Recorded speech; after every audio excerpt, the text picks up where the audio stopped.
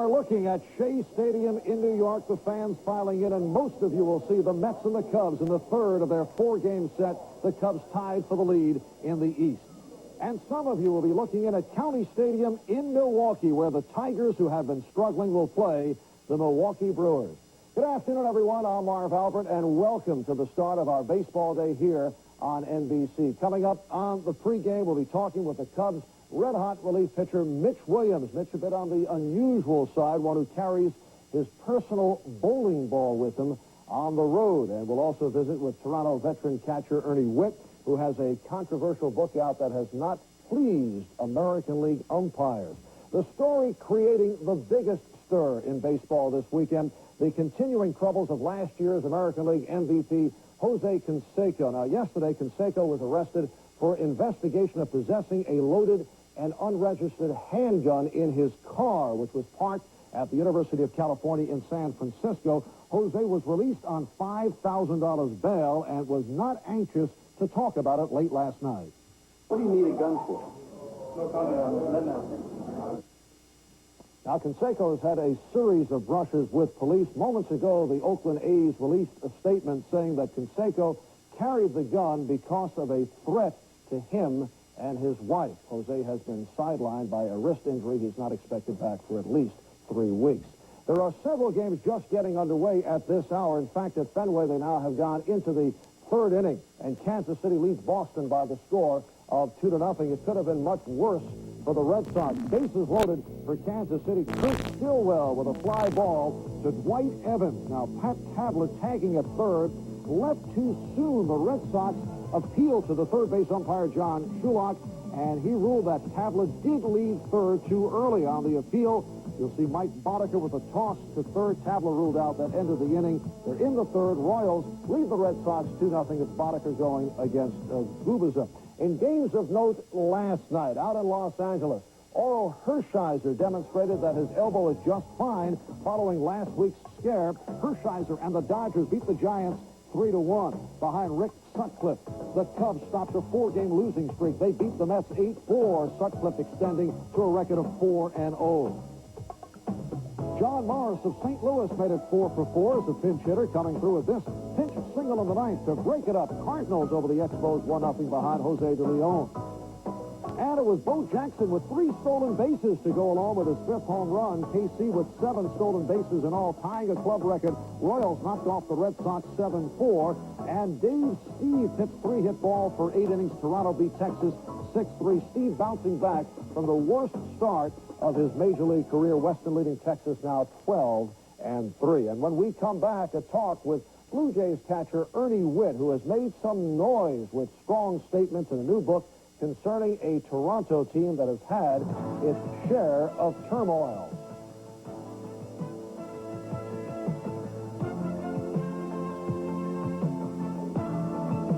NBC Sports presents Major League Baseball, an inside look. Brought to you by MasterCard. You can count on MasterCard to help you master the moment. And by the Bic Metal Shaver. It stretches your skin for a better shave.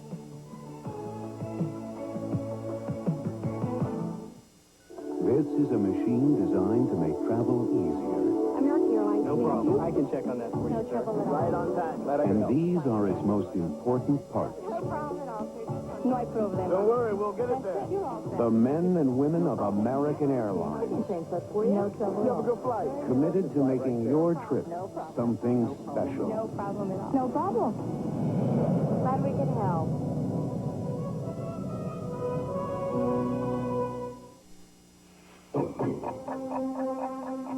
The moment. It is born of the things we live for, and sometimes made of the things we live through. So whether it's the moment you need cash, or the moment you've been waiting for, you can count on MasterCard. In nearly 3 times the number of places as American Express, wherever you happen to be, from sea to shining sea. MasterCard. Master the moment. At Dick, we've been studying all the ways that you pull and stretch your face in search of a better shave. Now Bic presents our solution. Introducing the new Bic Metal Shaver. The patented Bic Metal stretches and smooths your skin thanks to its unique metal guard bar, so the shaver glides closely and comfortably. Now, instead of stretching, start reaching for a new Bic Metal Shaver. It stretches your skin for a better shave, and that's no stretch.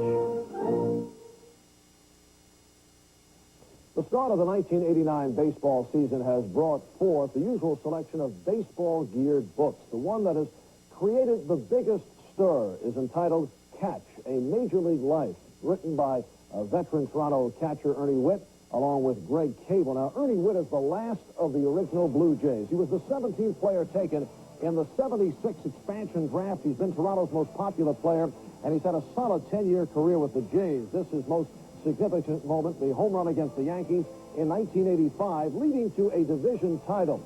And Ernie Whitt has joined us from Toronto.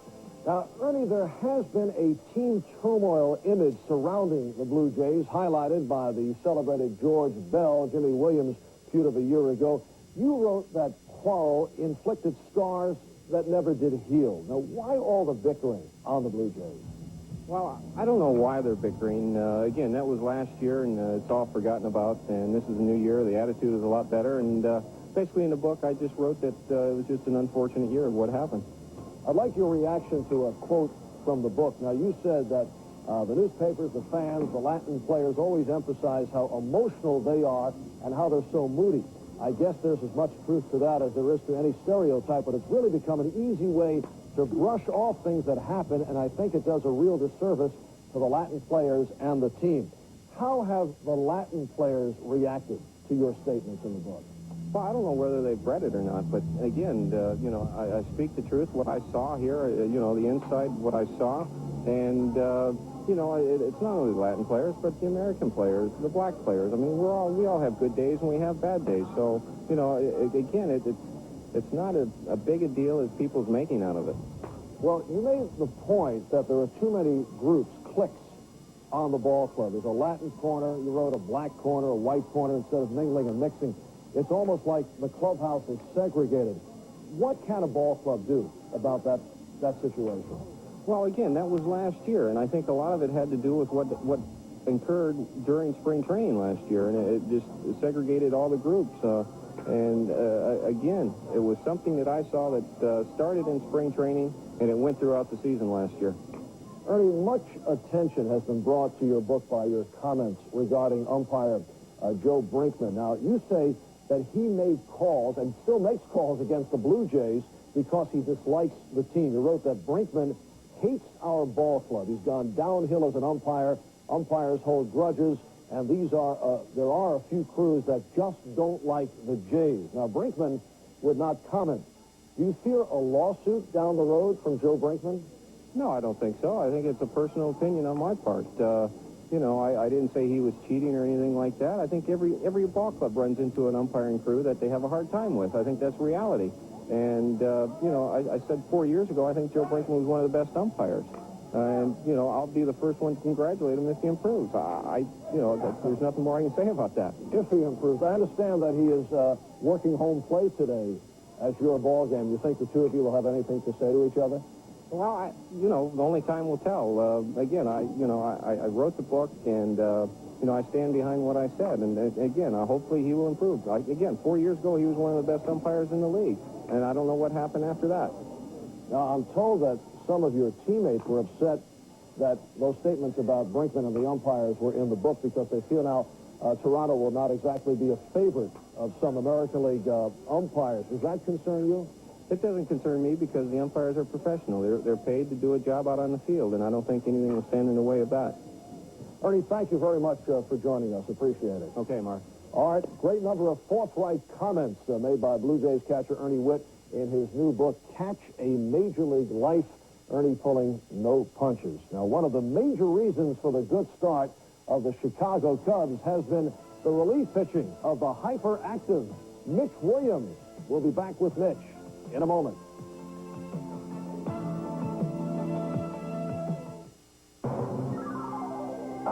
Radio Shack.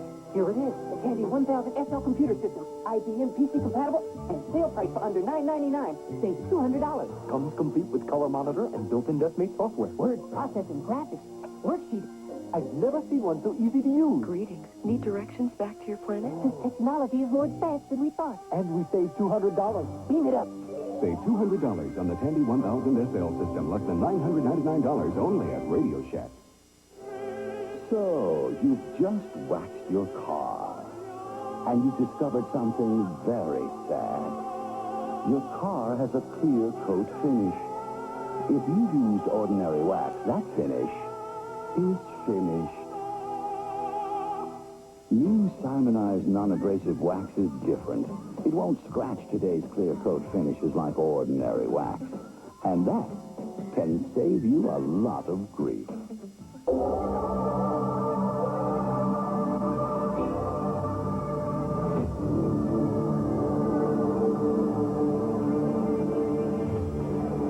Why do black athletes dominate some sports?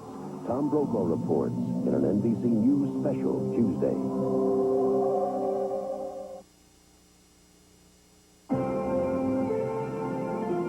Hey, aren't I Richard Lewis? Don't I live for baseball? Wasn't I in the Jewish Center League? Didn't we play guild ball? I mean, didn't we have a team, orthodontists? I mean, even in fighting, couldn't a therapist come in and stop the fight? Wasn't it sad? And even to this day, when I go to a batting cage, I just step on beanball, aren't I defensive? But hey, I played Little League. I was a designated complainer. I used to run excuses in from the sidelines, and we used to check our bats for recipes. And hey, wasn't there a big pork tar incident when we played the team from Taiwan? We were 4'1", they were 9'11". Weren't they like roasting like a baby dolphin in the back of the dugout? Weren't we frightened? And wasn't the game called because of fear? And but hey, wasn't our mascot the embarrassment boy? I mean, didn't he just hide under the bleachers until the game was over? But hey, as long as you have your health.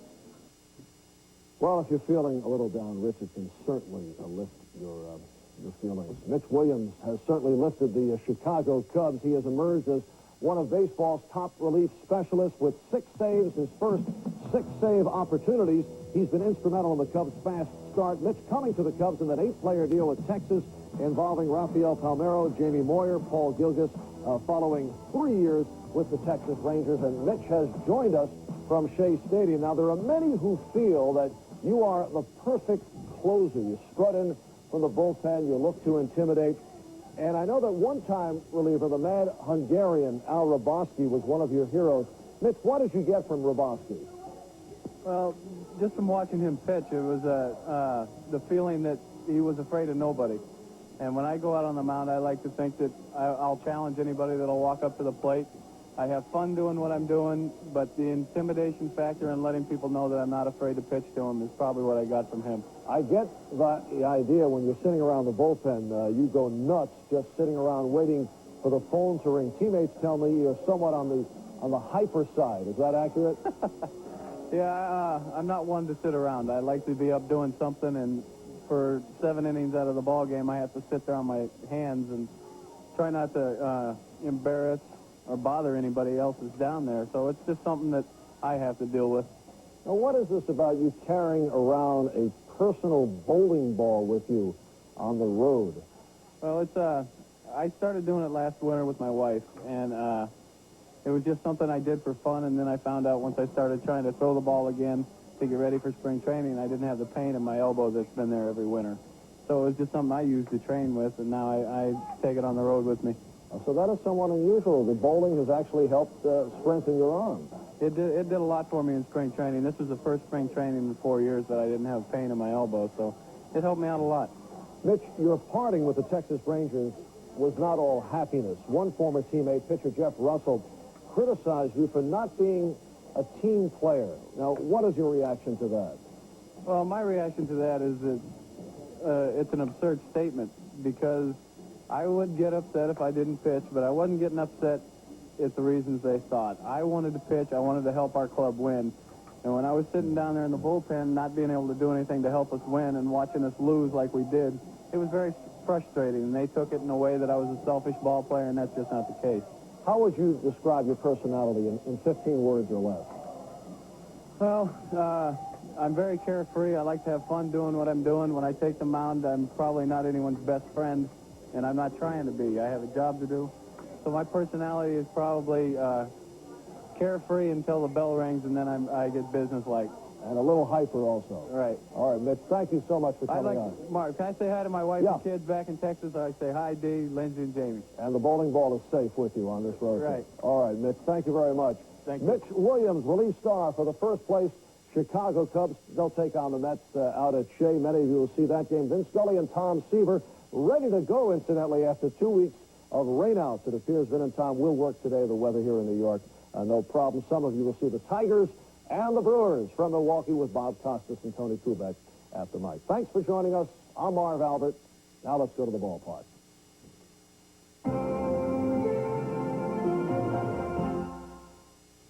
The brightest stars in sports shine on Sports World. Carl Lewis, Willie Gault, Herschel Walker, and Evander Holyfield. Who will overcome the obstacles and outshine them all? The answer lies in the stars. The Jeep Superstars Final on NBC Sports World. Better keep your head down. Bill, hey, you were right. Dick has a terrific golf selection. Your team comes here for softball equipment, right? You're a golfer now. Dick's is still your store. Let me get this straight. Pro shop advice and discount prices? Dick's has it all. From your Wilson golf balls to my new Taylor driver, all priced right. Dick's has a super choice of golf shoes. And it looks like Dick's has something else, too. What's that? Our new golf customer. Dick's Clothing and Sporting Goods. The best place to buy golf equipment Is Dick's. Wait, you don't know where that car has been?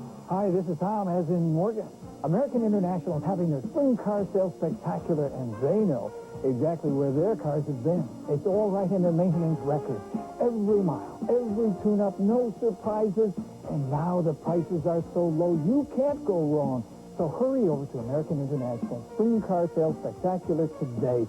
You won't find a better used car for less money. American International Car Sale. Entertainment this week, Sunday night at 11:30 on Channel 3.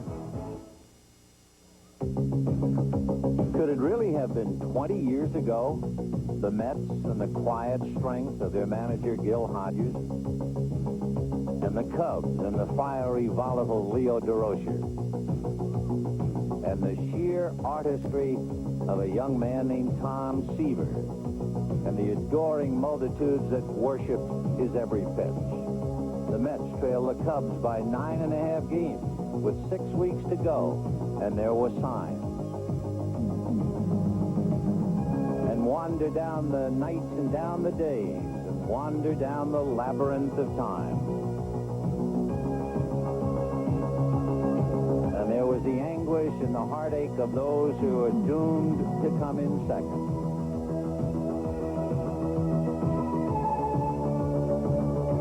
It was the year of the impossible dream, and the year of the heartache and nightmare revisited. And that was the way it was in New York, at Shea Stadium, 20 years ago.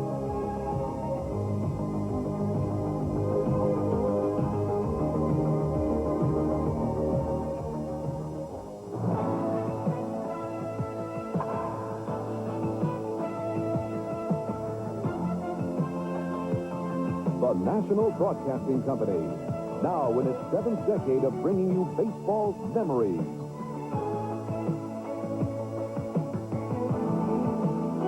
Baseball's milestones.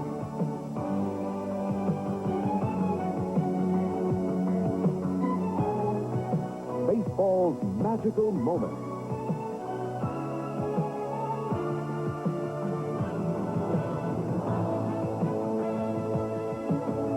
Baseball's miracles.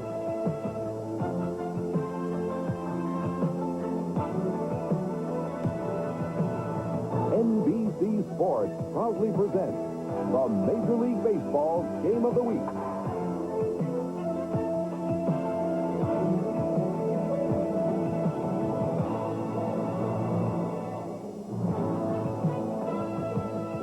Everybody, I'm Vin Scully along with Tom Seaver. Welcome to the Game of the Week, and welcome to look back at one of the biggest thrills of your life, I'm sure. Well, there are enough memories in this ballpark that, we could spend the entire game here talking about them, Vinny. This a '69 World Series team, especially under Gil Hodges and Rube Walker, which for the organization established the importance of pitching, which is the important thing that this ball club has today. And, of course, the Chicago Cubs, who have not made it to the World Series since 1945, find themselves atop the heap, fresh from knocking off the Mets last night. A couple of kids in their lineup come up from Double-A ball to play in the big leagues and play very well.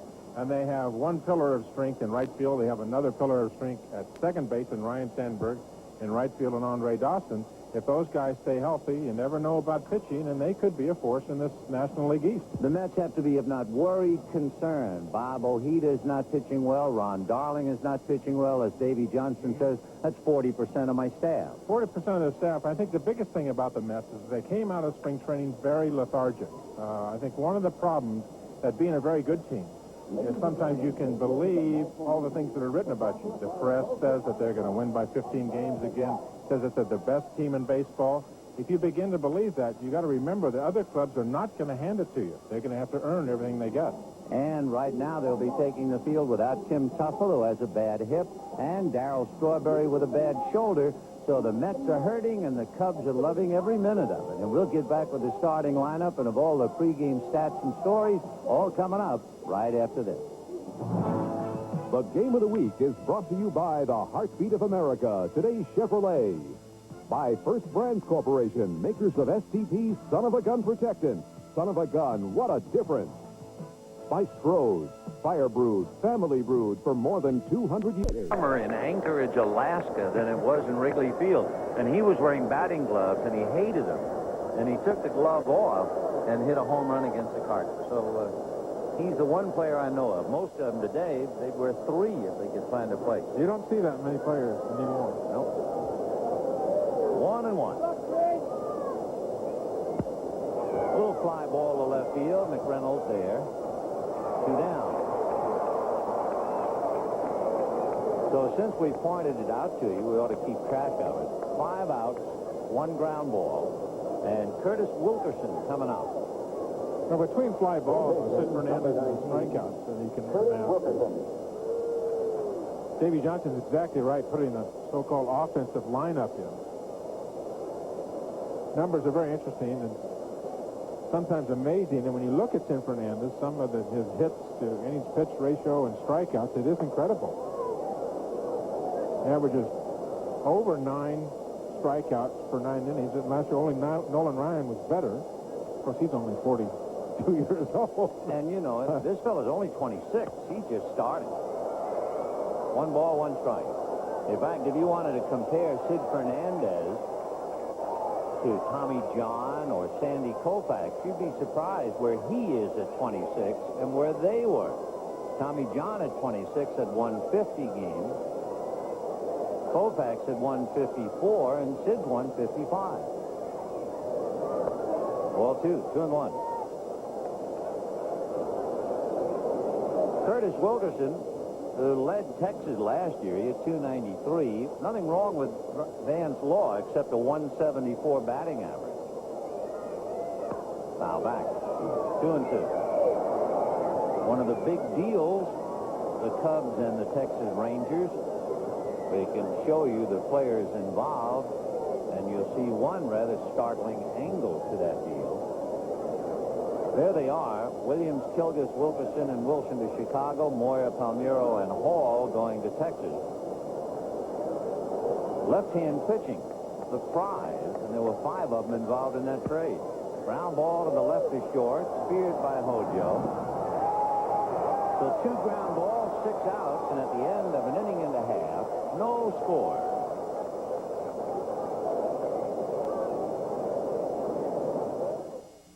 Jay, today we're talking Oldsmobile Cutlass Supreme. Why'd you get one? The MP3 suspension, the new 3.1-liter engine? Joe, let's go to the replay. The Cutlass Supreme SL beat the new Thunderbird and Cougar in 5 crucial USAC tests, including passing and acceleration. Boom! Old 5.4 zip! Gotta go with the winner. Your father's Oldsmobile. This is the new generation of Olds. Get cash back or 2.9% financing on any new Cutlass Supreme. Remember how you used to help your dad wash his car? He sure was crazy about it.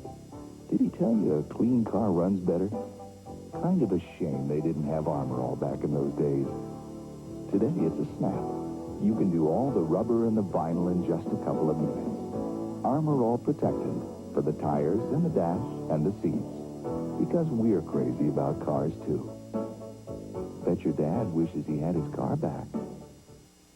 This is a machine designed to make travel easier. American Airlines. No problem. I can check on that for you, No sir. trouble at all. Right on time. Glad I could And help. these are its most important parts. No problem at all, sir. No problem. Don't worry, we'll get it there. You're all set. The men and women of American Airlines, I can change that for you. No trouble at You have a all. good flight. committed to making your trip something special. No problem at all. No problem. Glad we could help.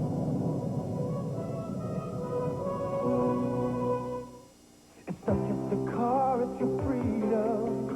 An open ticket to ride. It's what this country's all about. A feeling deep inside that wherever you want, you can go. There's a road that'll take you there.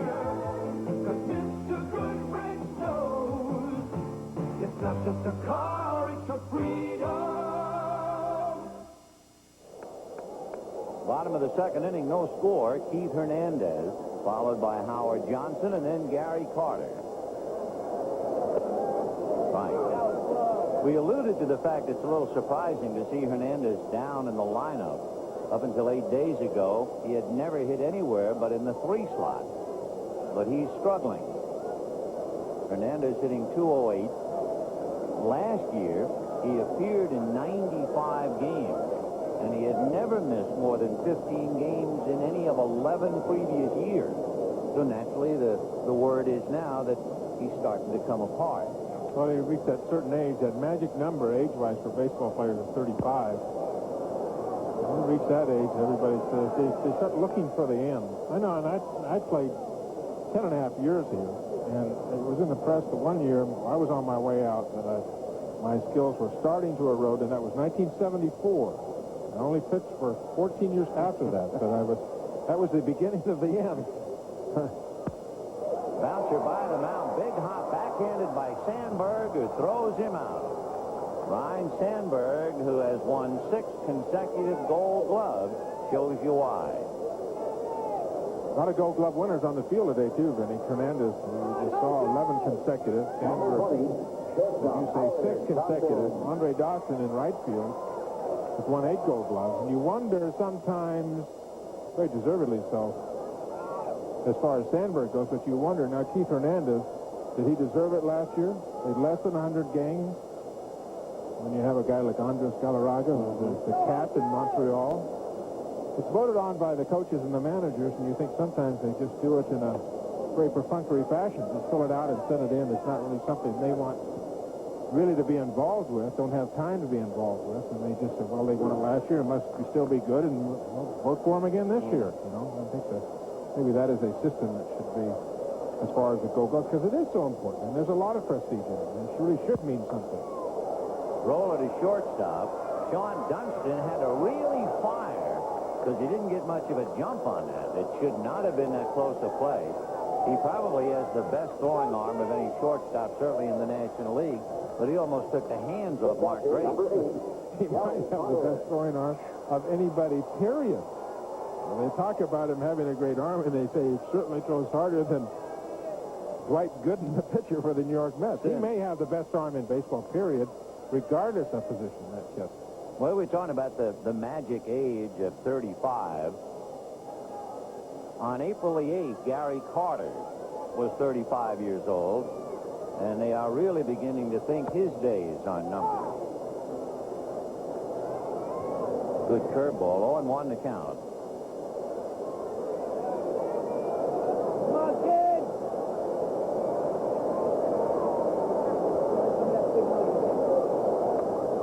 One interesting combination here. Last year, Gary Carter hit his 300th home run of his career in Wrigley Field against Chicago. Andre Dawson in right field has hit 299, and Carter's trying to outthink him. Fouled away. Gary had a bad knee in spring training, and one of the reasons the players tell me that they're able to steal so much on Gary Carter is he's slower and slower coming up out of the crouch. Well, he's up to about 2,000 games behind the plate, and it just is simply going to take their toll. Bob Boone of Kansas City is just an exception. Catching is a very tough position. I played with Johnny Bench, and there reaches a point where it is just tough to get down and get back up.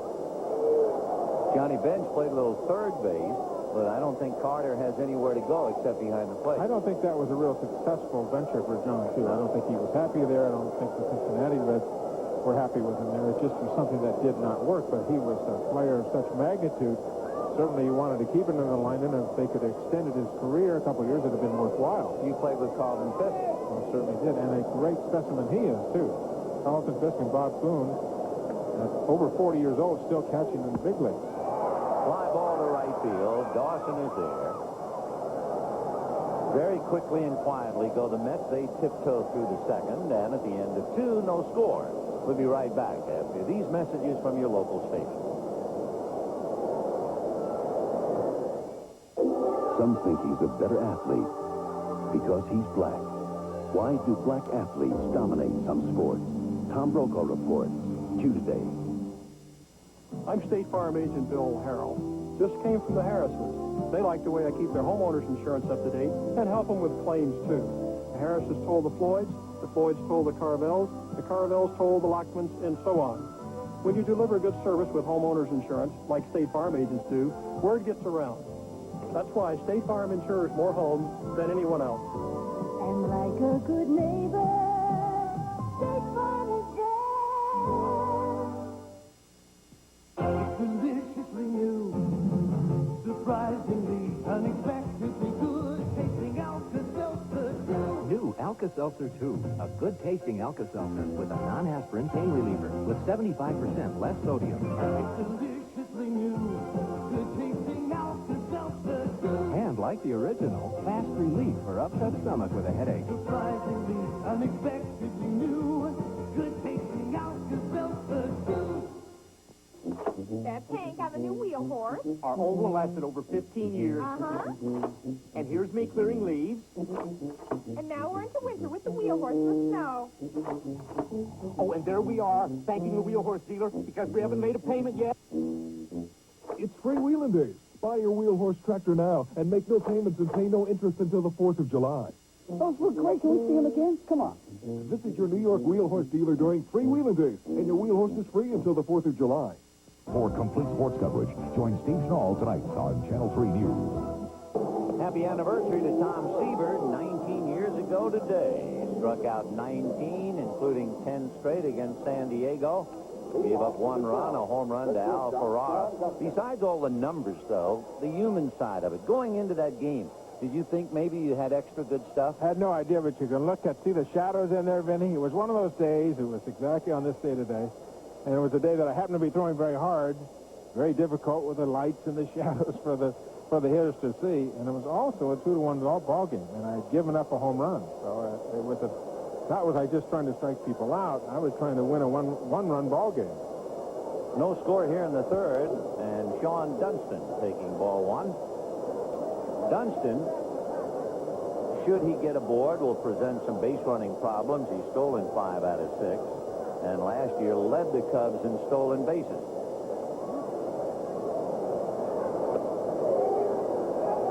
2 balls and no strikes to count.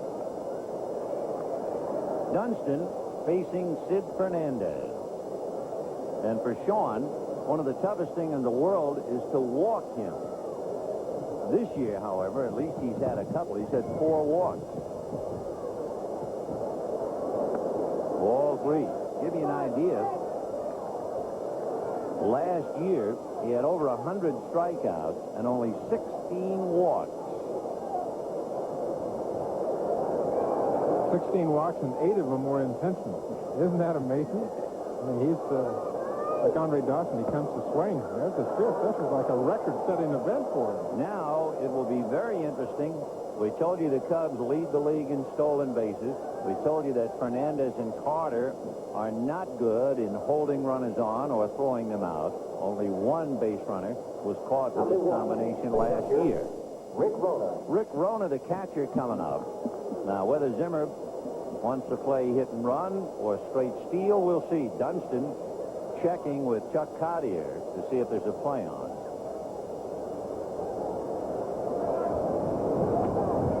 Fernandez has a decent move, but he has had the reputation of being just awful in holding runners at first base. He's come up with a little slide step, meaning a quicker delivery to first base, and he has worked very hard on it. The Met front office says some days he's good, some days he's not so good. It depends on the day, but he has worked hard at this one aspect of the game. At least giving the catchers a chance, because the numbers were so bad, like you said, where they threw out one runner, that's it. I mean, they had to do something. I think some days Sid is on the rubber, other days he's on a surfboard. You know, that's the old concentration syndrome. Or lack of. 1 ball and no strikes. Rick Rona. Carter behind the plate is 8 of 18 so far this season. Tough time last year throwing runners out, 23%. But with Fernandez and Dwight Gooden, who has a big kick, they run very freely on Dwight. One of the problems that he has. Line drive into left field, base hit.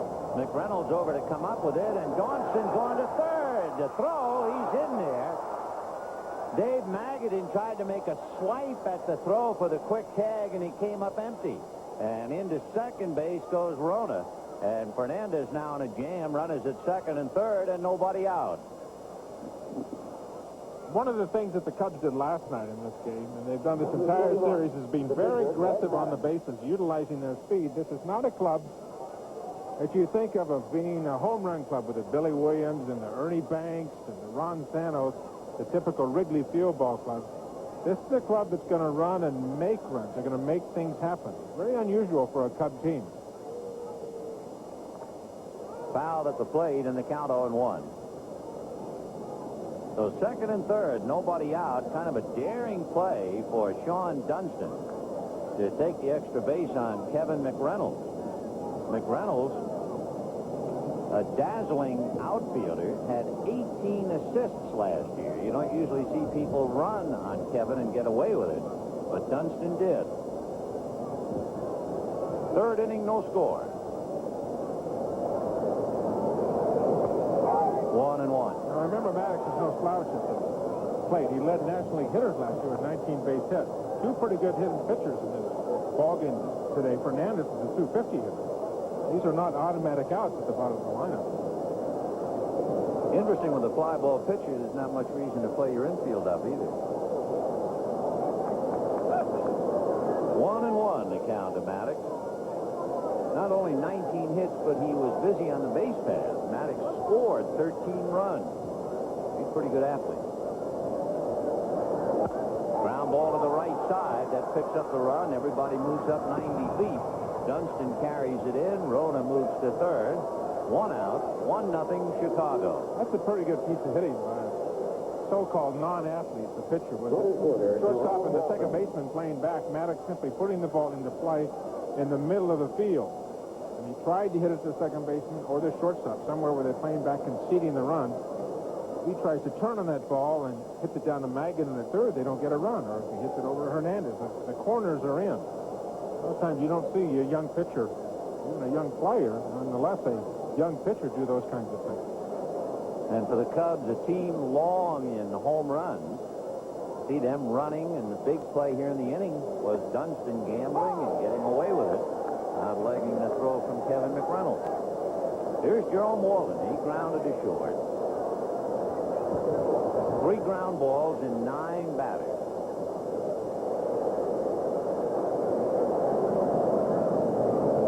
Big, slow breaking ball missed. 1 ball and 1 strike.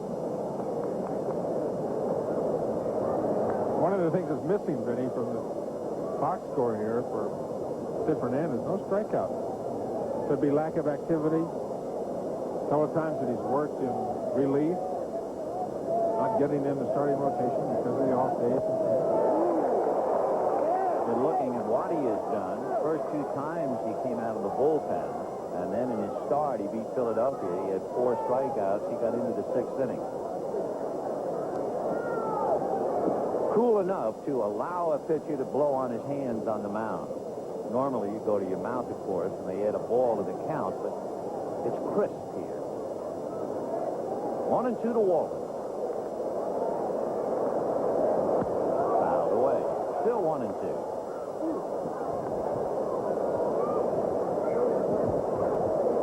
Show you how effective Sid Fernandez was last year. Opposing hitters hit 191 against him.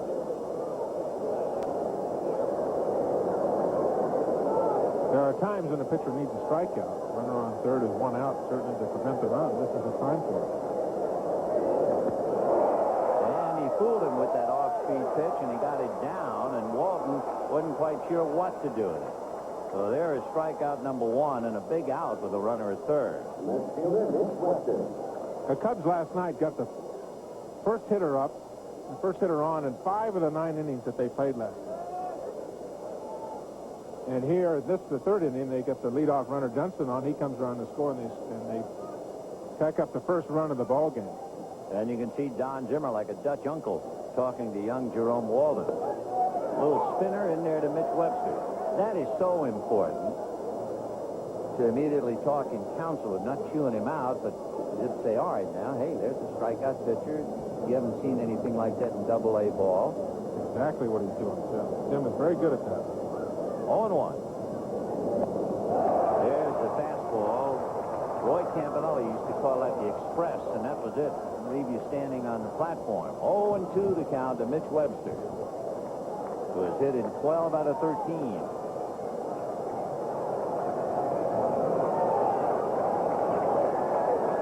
1-0 in favor of the Cubs.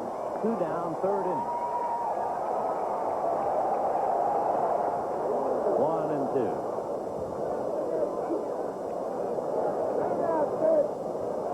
Standing at third, Rick Rona. In the inning, Dunston walked. Rona singled him to third. He scored as Maddox grounded out. Walden is struck out, and here's Webster trying to pick him up. 1-2.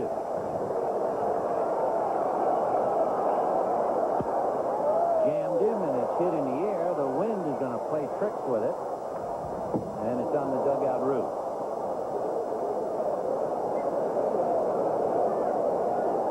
Pretty much of a hitter's ballpark. You don't have a lot of foul territory at all here, and yet in a franchise that has been built on pitching. That's right, but still a good ballpark to pitch in because it's a big ballpark with a big outfield, especially the alley. A lot of pitchers here can pitch from the middle out, the middle half out, making the hitter, if he's going to hit it out of the ballpark, hit it to the opposite field. The alleys here are a long way. 1-2 to Mitch Webster. Third inning, Cubs 1, Mets nothing. 1-2. Big rainbow curveball. Strike 3 called. So Walden and Webster hung on the hook. 1 run, 1 hit. And at the end of 2.5, 1-0 Chicago.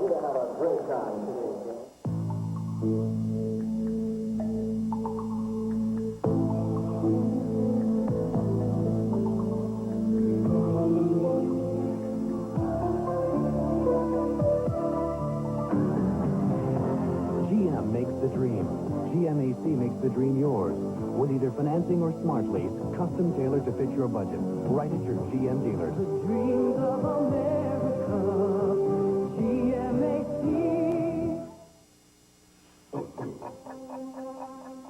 The moment. It is born of the things we live for, and sometimes made of the things we live through. So whether it's the moment you need cash, or the moment you've been waiting for, you can count on MasterCard in nearly 3 times the number of places as American Express, wherever you happen to be, from sea to shining sea. MasterCard. Master the moment. Oh, no matter what you do, baby, I'll be there for you. You can depend on me, yeah. There's no need for you to try, 'cause I'll be right there by your side. You can depend on me. New improved Kodak batteries last longer than ever. So when you need us, we're there. You can depend on me. New Kodak batteries. Depend on us to last longer. Let me show you everything I know about electricity. On, off. You want to know any more? Ask Ace. That's what I do. Hey, let me tell you, Ace is a place for me.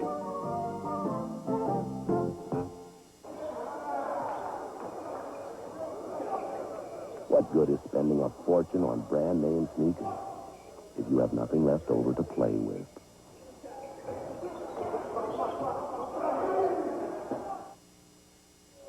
Bottom of the third, Cubs leading the Mets 1-0. Dave Magadan, Sid Fernandez, and then Mookie Wilson. Magadan, a much better hitter than those numbers would indicate, and particularly here at Shea Stadium. For whatever reason, he is a much more effective hitter here at home. His career average at Shea, almost 340.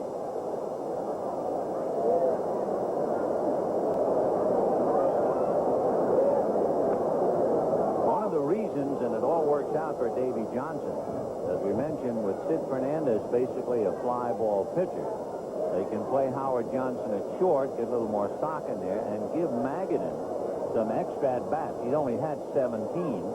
Mel Stottlemyre sitting alongside Davy Johnson. 1 ball, 1 strike. Ran away, ball 2. The Mets are very deep, and many people think Magadan could play third base for a lot of teams in the major leagues today. Normally, with Gerald Strawberry in right field, Mookie Wilson would be on the bench. He would be a platoon player, $1 million platoon player. And this is a ball club that has tremendous depth. And maybe more depth in the pitching staff than what they have on the field. Seven quality starting pitchers when they went to spring training. Interesting you're talking about Mookie Wilson. You said $1 million player. And admittedly, to say $1 million player a few years ago would really get your attention. You know how many $1 million players there are in the big leagues now? 106. I mean, $1 million player, sure, okay, terrific. Fouled away. Interestingly, there are more $1 million players in the American League. But then, when we go to the high rent district of the $2 million players, now there are 18 $2 million players, and 12 of them are in the National League. So, when you say $1 million player, okay, that's terrific. You would think $1 million player's got to play every day. 2 and 2. Ball 3. And in 1949, 40 years ago, Joe DiMaggio became the first $100,000 player. That's a free reserve clause, as it's known. 3 and 2.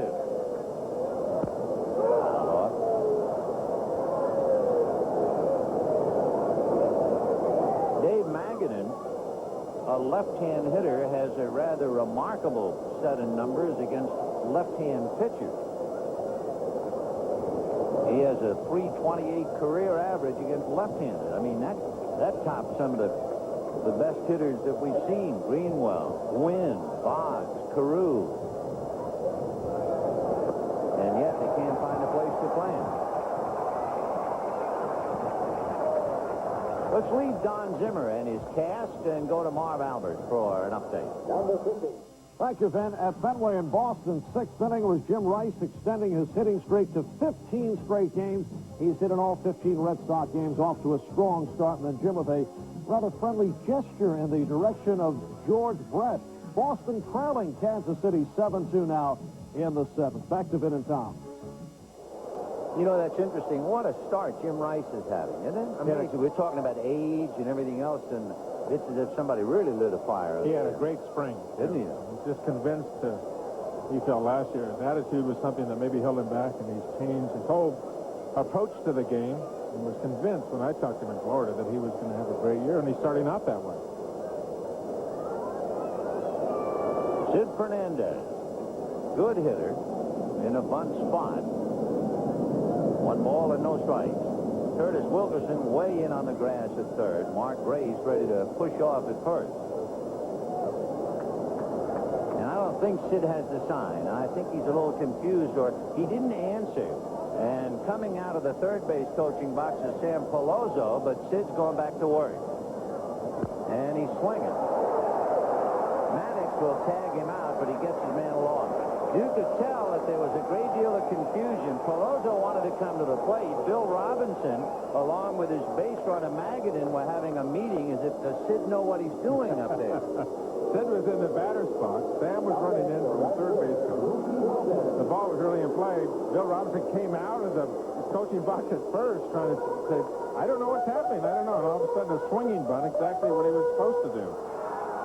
So he gets his man long, and here's Mookie Wilson, who flied to center in the first inning. Anywhere around the plate, he's usually after it. He was first ball hitting in the first inning. 1 ball and no strikes. One of the knocks on Mookie is that he strikes out too much. 378 times last year at the plate with 63 strikeouts and only 27 walks. So he will go up there swinging. He has been wearing the Cubs out in his career. He has a lifetime .330 batting average against the Cubs. They know all about him. 1-0 in favor of Chicago, bottom of the third inning. Maggott in the tying run at second with 1 out. Lenny Dykstra on deck, and Greg Maddux trying to keep him away. 1 ball, 1 strike. 1-2. Mookie, kind of your typical left-handed hitter when you're hitting from that side. Likes the hard stuff down, fastball down, and then switch him around and put him on the right side. He likes the ball up. Basically, hitting left-handed, he's a low ball hitter. Low fastball hitter.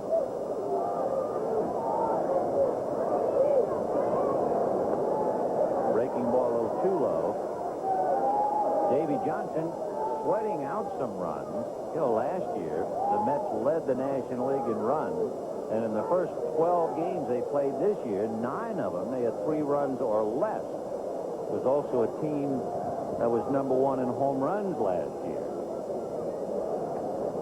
So the Mets having troubles in the early going, which is why they're in 5th place. 2 balls and 2 strikes.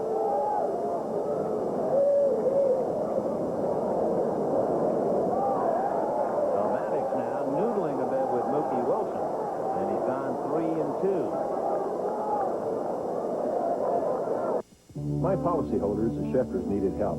Their home was badly damaged, but they knew just what to do. Last couple of years, the runners in scoring position. They have 11 home runs, and 10 of their home runs with the bases empty. Hit in the air to left field. Webster going back on the ball and juggles and caught it. Now they have a double play if he can get it into second. Not in time. Popped out of the glove, but he caught it the second try.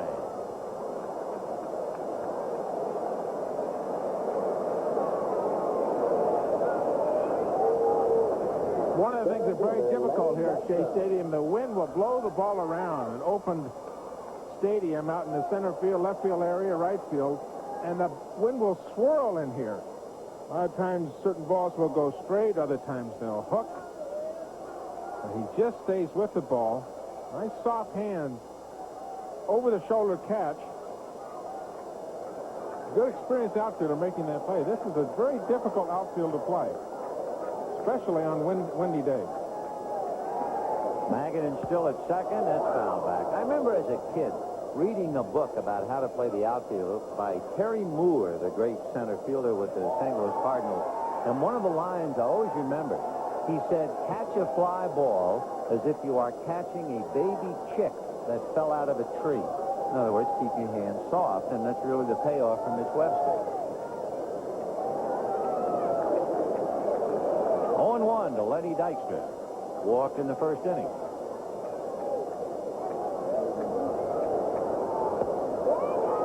One ball, 1 strike.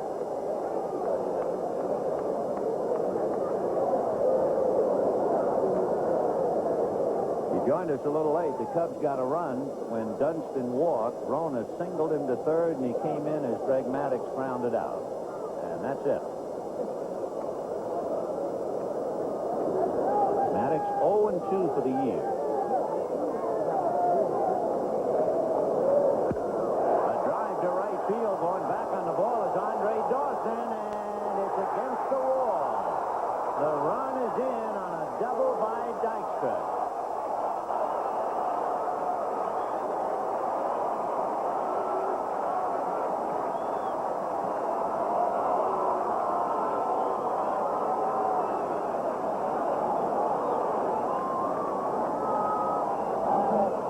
So the walk to Dave Magadan is cashed in, just as the walk to Dunston was cashed in. And now the batter is Greg Jeffries, who hit into a force play in the first inning. The wind has blown the hat off Andre Dawson's head. So this looks more like Candlestick Park than Shea Stadium. I thought Dawson had a lot of trouble on that fly ball, too. The wind will play tricks with it. I think the ball was bouncing around. I thought he was going to have it, and I thought, no, it's going to be over his head, and then I thought he was going to get it again. Looks like he misjudged it, but the wind, it was hit hard enough. Dykstra hit it hard enough to hit it seemingly through the wind. And that's an outstanding right fielder, Andre Dawson. As we mentioned, 8 Gold Gloves. There's Jeffries now trying to pick up Dykstra. 1-1 in the third inning.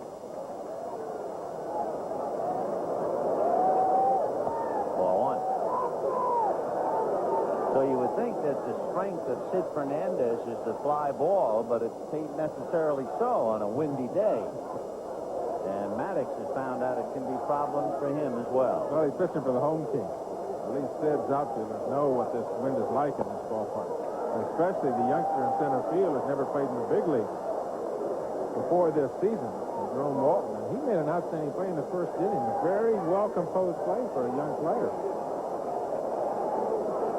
2-0 to count to Greg Jeffries. Kevin McReynolds on deck. Time.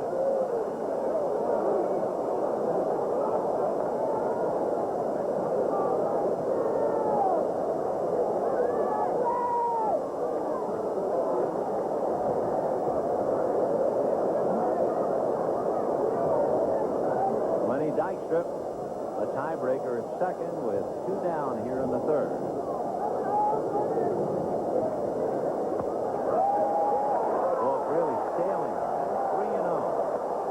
Thrown 21 pitches already this inning. He's not a strikeout pitcher. Control pitcher. For him to be effective, he has to have good control and work the corners, good control in the strike zone. I asked him the difference between the first half and the last half of the season last year. He said, I simply did not make good quality pitches in the second half of the season last year. A lot of talk about that he got tired because of the number of innings that he pitched, 155 innings in the first half, and he pitched in winter ball. That he's a young kid, very slightly built, 6 feet, just 100. Some places it says 170. He looks like he's more than 150 pounds. But he will deny that he got fatigued last year. Dick Poole is out there talking to him, and as you can see what happened. From a 15-3 start, he really hit the skid. He was very, very successful last year on the road. He had a road record of 10 wins and only 2 losses. But he's struggling here. The ball is really sailing high on him. And he has walked 2 along with a double. Jimmy Fry the other day said if he does have a problem, it looks like when he does get into a game situation or a tough situation, a man in scoring position. Now, Dykstra drove in a run in this inning. He only hits 197 supposedly with men in scoring position, but it seems that Maddox tries to force the ball in tough situations. A blooper, and that's going to fall for the base hit. The run is in, and it is 2-1 in favor of the Mets. A modest thing and thine own, but McReynolds will take it. A little flare to center. Jeffries can take third easily as Dykstra scores. And the Mets now take a 2-1 lead.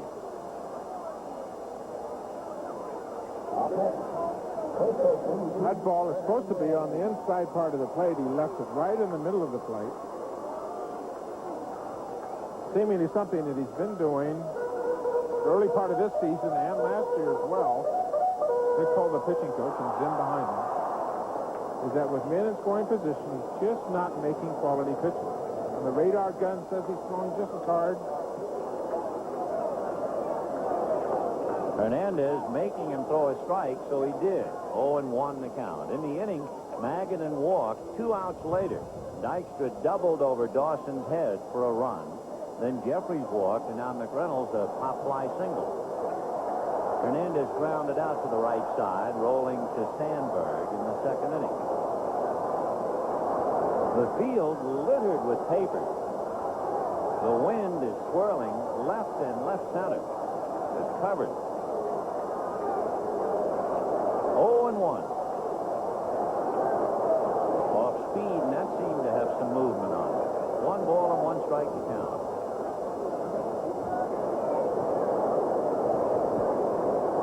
The wind is also completely reversed. Where it had been blowing from right to left, it is completely turned around now, going left to right.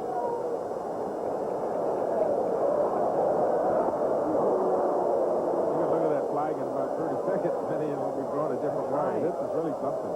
And I guess you had better look at it after every pitch. I know when I pitched here, I kept my eye on that flag. I always did. I used to talk to some of the New York Jets football players, and the people that hated it most were the kickers and the punters. Oh, the wind would blow that football around in this place. Pete Hernandez, a lot of times, listens to the airplanes taking off and landing, and he then has a complete feeling as to just how much wind there is. But of course, you don't need any help today. Inside the ballpark, it's been howling.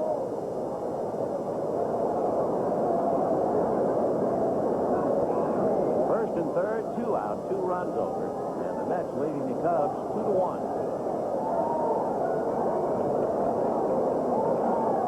Held up. They split the 18 last year. Mets winning 6 of the 9 here, and the Cubs returning the favor at Wrigley Field. And they split the first 2 this year.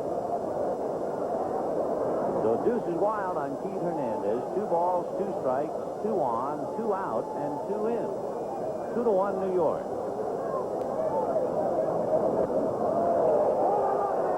3-2. It's also hard getting a grip on the ball, too. It's cold, even though they let you blow on your hand.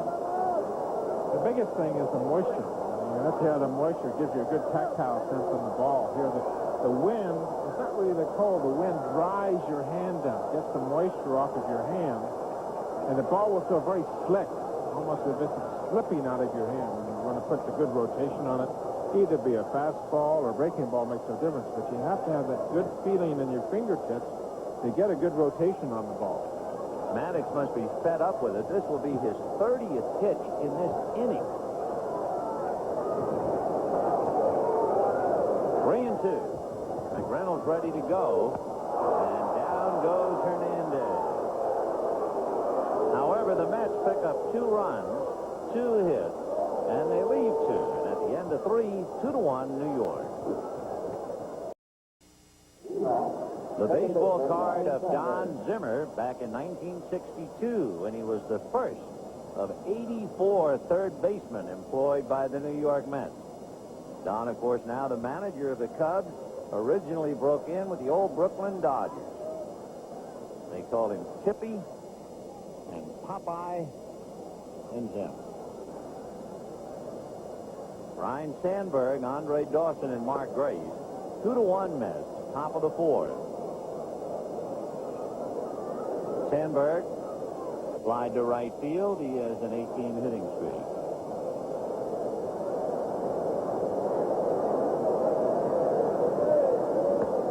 Ball 2. In showing you Zimmer's card, you go back to thinking about the double play combination the Cubs had in 1961. Zimmer played second, and Ernie Banks the shortstop. 2-0.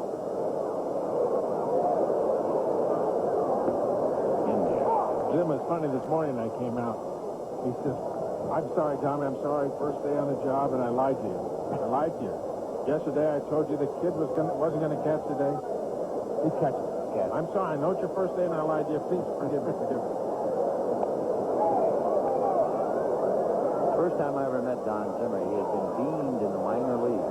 The Dodgers had won the pennant, and he had special permission to sit in the dugout during the World Series.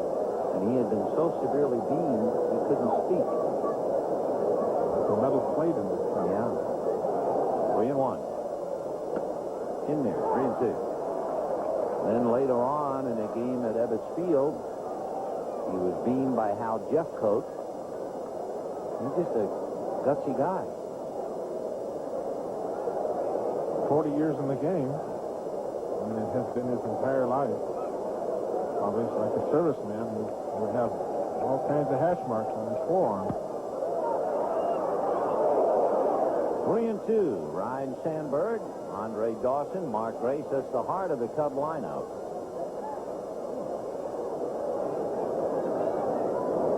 Cubs last year finished 24 games behind the New York Mets. They had traded Lee Smith. They had a lot of trouble with the bullpen. Fly ball to right field. Mookie started backing over. One down. I asked them why are the Cubs off to such a nice start? I mean, what is the reason? The guys at the top of his lineup. Waltman, Webster, Sandberg, and Dawson, they're doing a great job. And, of course, the bullpen, which has been spectacular for them. Their offense has really been supplied by the first 5 guys in that lineup. And then Mitch Williams coming over from Texas, a closer that they've needed. They were doing such a poor job last year on the bullpen. Well, the earned run average of the Cub bullpen last year was the highest in the major league. This year, the bullpen has saved 8 of 9 opportunities to save a game. That's a tremendous difference. And a gutsy trade by Jimmy Fry, the general manager over there. To trade Rafael Palmeiro, who was a 300-plus hitter last year. That is not an easy thing to do. Spinner in there for a strike. 0-2. The bullpen last year really was a disaster. As we say, earned run average was shattering, almost 4.5 runs. And the blown save, that had to break your heart if you're a Cub player. Another fly ball to Mookie. 2 down here in the 4th inning. Cubs have 1 hit. That was that single by Rick Rona. And the batter will be Mark Grace, who flied to left field in the 2nd inning. There we go. Now we're going to be keeping a track of that, and it's still 2-1. And that's the way he was in his career. Well, another thing to watch, too, Vinny, is that stamina is a problem with Sid Fernandez. And when we get to the 6th and 7th inning, watch very closely how long Davey Johnson's going to go with it. Another fly ball, and Dykstra has to go back to get it. Wow. It is like a ride in Disneyland here. 3 fly balls, and Sid goes back to the dugout. It's 2-1 Mets. At a certain point, you get a little crazy about your car. I mean, I actually like waxing it all the time. I kind of think it makes it run better. Of course, you wonder about these new car finishes.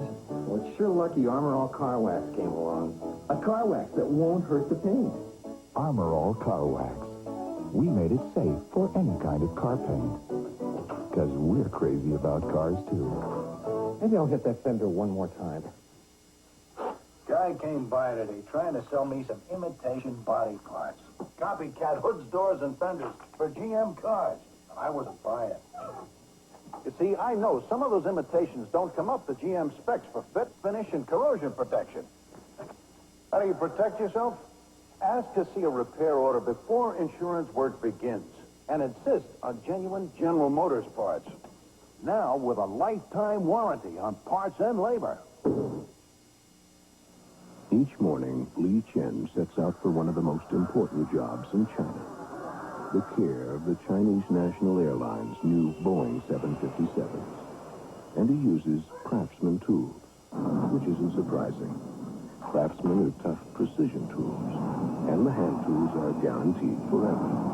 So naturally, a lot of people buy them because they know they can always return them. And some buy them because they know they can't. For every man who wears Brute, there's a woman who loves what he smells like. Because there's something about Brute that's nice to be close to. Honey, I was just thinking about you. Brute, it smells like a man. Stroh's Light now comes in a brand new can. A brand new 6-pack. A brand new 12-pack. A brand new 24-pack.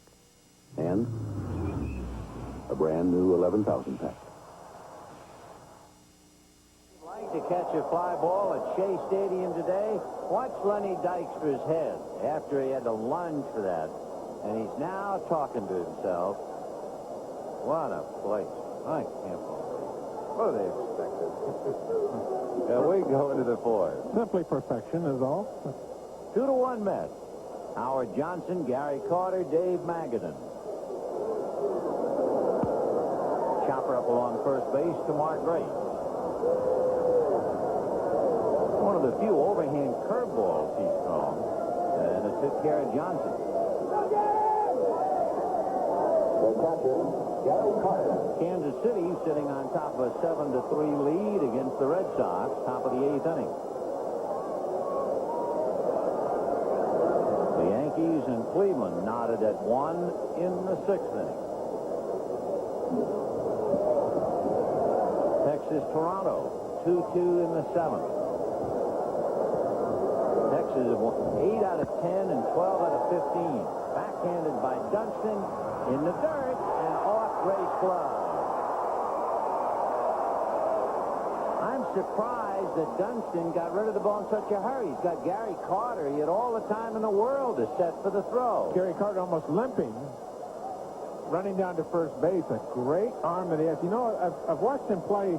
This is the 3rd day in a row I've watched him play. Got in the game last night as a defensive replacement. Every throw that he throws from shortstop, he guns. I mean, he just literally guns the ball over there, regardless if he's in behind the bag, regardless if he's in behind the mound. It doesn't make a difference how far away from first base he is. It's not that he shows off, but I guess it's because he is most accurate that way. Well, he certainly wasn't thinking on that, because the tip-off on any ball player is he anticipates and the knowledge of the hitter. And if he's saying to himself, Gary Carter's the batter, there's no reason he throws on one leg the way he did. That's right. Live and learn. Dave Magadan, walk, came around to score in the 3rd inning.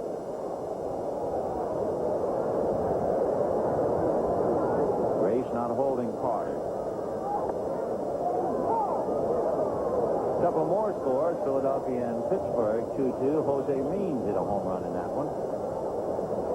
Houston, that's a story. Let's see, that makes it 30 consecutive innings where Cincinnati has failed to score. Detroit leading Milwaukee 1-0 in the 4th. Gary Carter, standing at first base, has had no stolen bases last year, no stolen bases the year before, and one the year before that in 1986. So you can understand why Grace is not holding it.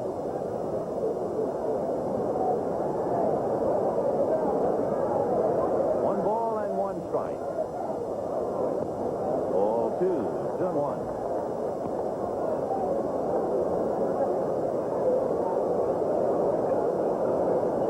Came home on the double by Lenny Dykstra. Cubs scored in the 3rd, and the Mets came back with 2 of their own. And that's it. If you're giving you scores, the American League East is really some division. There's not a team playing above 500 in the American League East. Milwaukee and Boston are tied, and they are exactly 500. In the early go. A lot of people moaning in the New York area that the Mets have not run away with it. The National League is. One of the things they're very lucky about is that everybody's around that 500 mark in this division as well. Nobody's gotten out of the blocks the way that the Texas Rangers have in the American League West. Line drive, knocked down by Maddox. He's got to play at second, and that's it. You know, Maddox got a lot of chances last year. In fact, I think he was number 3 in the major leagues in chances. He had 76. So he's right in the thick of things. He was very cool under fire. Didn't hurry at all. Made sure he got the out, but there was no further advance. The point you were making on the play before when Carter hit the ball about an infielder knowing who the runner was, you could see the reaction that Maddox had when he knocked that ball down. In his mind, he knew who was going to second, and he knew he had plenty of time because it was Gary Carter. Sure. Sid Fernandez with a count, 1 ball and no strikes. It's not an easy out at the plate either. Not to be taken for granted. Since I met pitching staff, pretty good hitting staff. Dwight Gooden's a good hitter. Ron Darling's a good hitter. I think we might have had the wrong number up there for Sid. He hit 250 last year. And the total for the Mets pitcher, that's what it was 196. Dwight Gooden, who, by the way, wanted us to send along his love on his mom's birthday today. So to Ella Gooden in Tampa, everything is just fine with your boy, and he's thinking of it. First thing he said to me when he walked out of that dugout this morning, do me a favor. 3 wins, no losses, ERA under 3. In there, 2-2 the count. It's Sid Fernandez. 2 down, 4th inning, 2-1 New York. Third game of the 4-game series. Ron Darling and Paul Kilgus tomorrow. Then the Cubs go home. They have a 6-game homestand. The Dodgers and the Padres.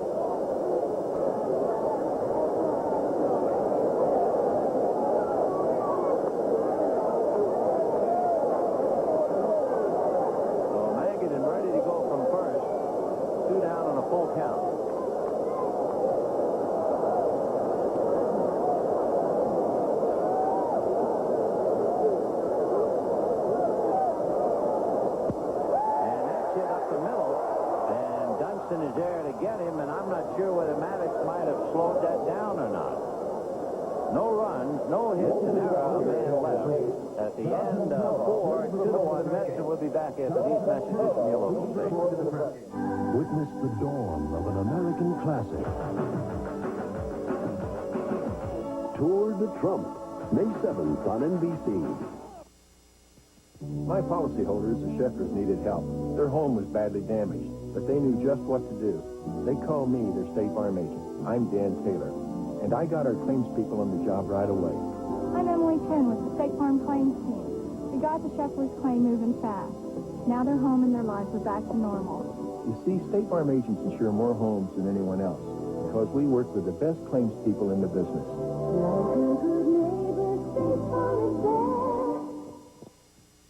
Deliciously new, surprisingly, unexpectedly good, tasting Alka-Seltzer 2.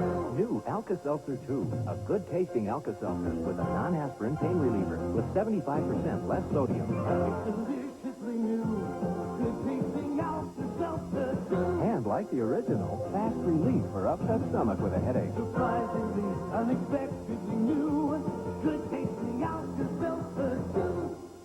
And year out, a lot of lawnmowers just stop dead in their tracks. What seemed a real bargain at first was a real burden in the end. But there's one more that's built to last, Snapper. And for a limited time, we'll give you from $20 to $500 for your old mower when you buy a new Snapper, the lawn machine that won't run itself into the ground. House Trucking, Central Square. Fayetteville Equipment, Fayetteville. Knapp's Mower Service, Liverpool. Come on home to Geraldo every weekday afternoon at 4 on Channel 3. The Game of the Week is brought to you by Mitsubishi Motors, who invite you to come see the full line of cars and trucks. By MasterCard, you can count on MasterCard to help you master the moment. And by Burger King, where we do it like you do it.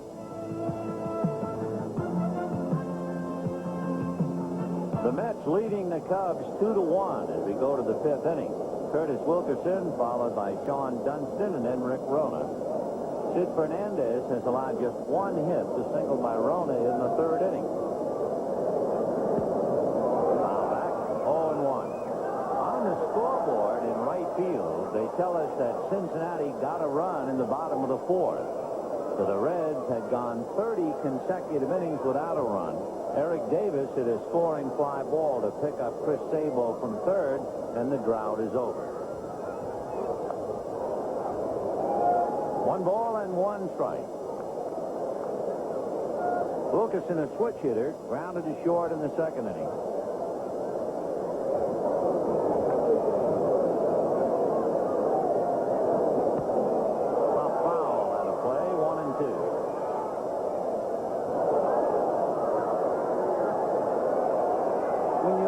Two ball clubs and go back to a period of time from 1979 through 1983. Neither the Mets or the Cubs finished higher than 5th. But in 1984, the Mets turned it around. Interestingly enough, 84 was the year the Cubs came so close. Chopper foul. From 1984, the Mets began 5 years of 90 or more victories. 1 year 100, 1 year 108. Now suddenly the Cubs have decided to attack the problem with another way. New faces and speed and a stronger bullpen. And they give you a different look. 1 and 2. 2 and 2. Jim Fry, who is revamping the Cubs. And he has them tied for first place right now.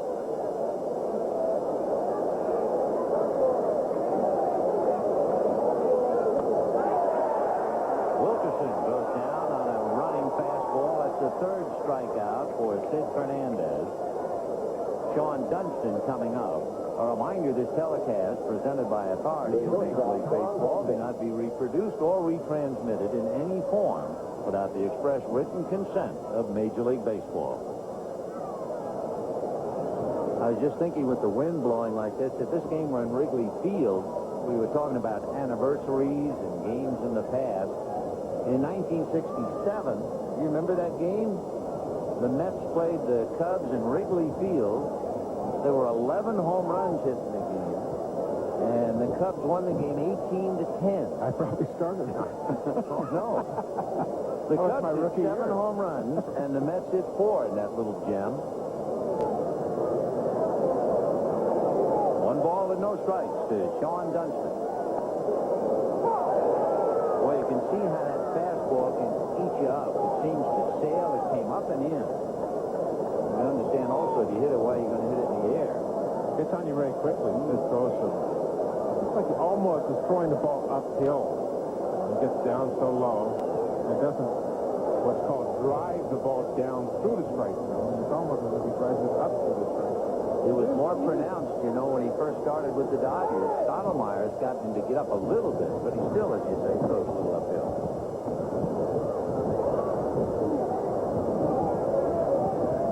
Came up with that pretty good breaking ball, which is very tough for a guy that gets down that low to have a real good curveball. The angle of delivery is so flat. So what Sid has done is really back off on the speed or the velocity of it, and it's a big slow curveball that gets a lot of break, but it is really an off-speed pitch and very effective for him. Fastball hit in the air to deep left center. Dykstra trying to run it down and does. Nice play by Lenny Dykstra. And once again, Fernandez keeping his outfield busy. 3 putouts for Lenny Dykstra. 3 putouts for Mookie Wilson. 1 putout for Kevin McReynolds.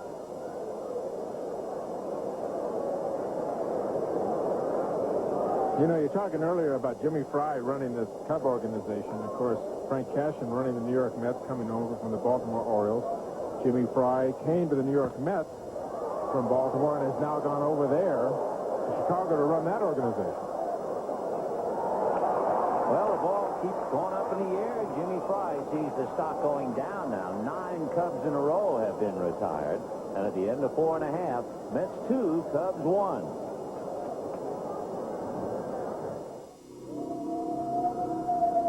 Astronomers tell us there won't be a total eclipse in America until the year 2017.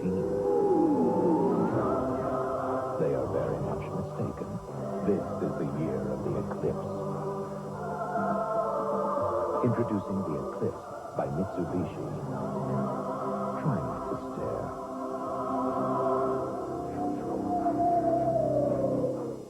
No baseball collection is complete without this year's hottest new player, the Sports Talk player. Just only 3 sliders. I try to take 3 strong swings. I think Conseco? I told myself I want to get a pitch to drive. John Madden. Sports Talk plays 164 talking tops cards with stats and tips from all-time greats to current all-stars. I can smell the win and the no-hitter. That was definitely Mike Scott. And Oral Hershiser and Carlton Fifth. Pete Rose said, "This is great. This is the best game we ever played in." Sports Talk, the hottest new player in baseball. It's deer season. Time to drive a bargain with your John Deere dealer. Now you can get $100 to $300 off on riders and tractors. Or choose accessories at no extra cost. But hurry, deer season ends May 31st. See your John Deere dealer and drive home a bargain.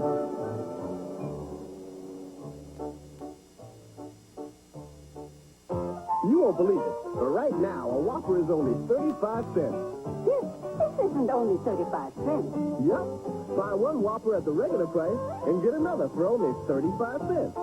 This can't be only 35 cents. It is. A delicious Whopper, plain broiled the way only Burger King can for only 35 cents. You sure this is only 35 cents? Absolutely. Forget the Burger King before the Whopper isn't 35 cents anymore. 2 pitchers without a care in the world. Dwight Gooden starting off the year 3 wins, no losses. And off to the best start in his career, Rick Sutcliffe, 4 wins and no losses. But there are others who have some problems. Ron Darling, look at the earned run average. Bobby Ojeda, Frank Viola with a $7.9 million contract, and the ink's still wet. And Jack Morris 0-4. What was the worst start you ever had? Oh, I can't remember. I wouldn't know. I think if any pitcher, you just got to realize as you go through hot streaks, you go through cold streaks, and things run in cycles. Must be hard not to press, though. Well, you have to just go back to basics. One of the things I feel an athlete should do when things go wrong, go back to the very basics of what your job's about. The very basics about pitching is throwing strikes and throwing low strikes. If you get in a slump or things are not doing well, you're in this negative cycle. The fastest way to get out of it, go back to basics. Go back to step 1 and 2. Then you can build something. You can't build anything if the basis is not any good. 2-0 to Mookie Wilson. Slide to center, slide to left. Of course, maybe you never had a bad start. Oh, yes. You have. If you go out there, you're going to have them. You're going to have both streaks. 3-0 the count to Mookie. What more a perfect example with Greg Maddux on the mound, pitching in 3 the first half. Couldn't even win 20 games. Only won 3 games the second half. 3-0. In there. 3-1. Sandy Koufax got beat a few times, didn't he? Couple. Everybody's going to get beat.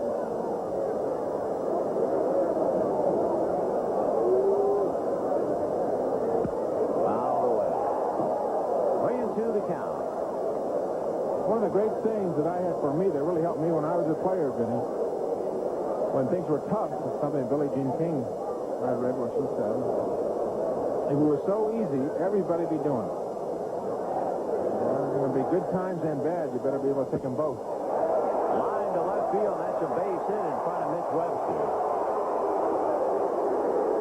Mookie Wilson opens up the 5th inning with a line drive base hit. That is hit number 3 for the Mets. Remember, the Cubs have only 1 hit. Don Zimmer saw the Cubs get a run in the 3rd inning on a walk, and then Rick Rona singled. And Mel Stottlemyre and Davey Johnson hoping to see the Mets come back with an attack. And Dykstra has walked and doubled. He has also been busy running down some wind-blown fly balls in center field.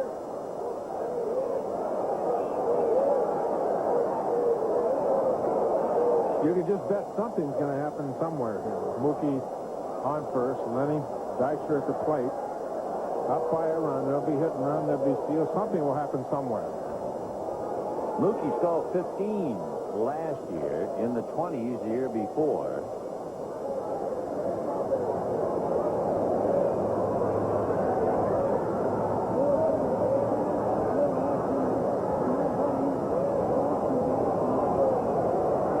On deck, Greg Jeffries. Pitch out. Exploratory pitch. Cubs have to pay the price for it. 1 ball, no strike. Dykes are looking at Sam Peloso to see if they put a play on. And looking at Lenny's numbers, he didn't walk very much, only 30 times all year. But he also didn't strike out very much.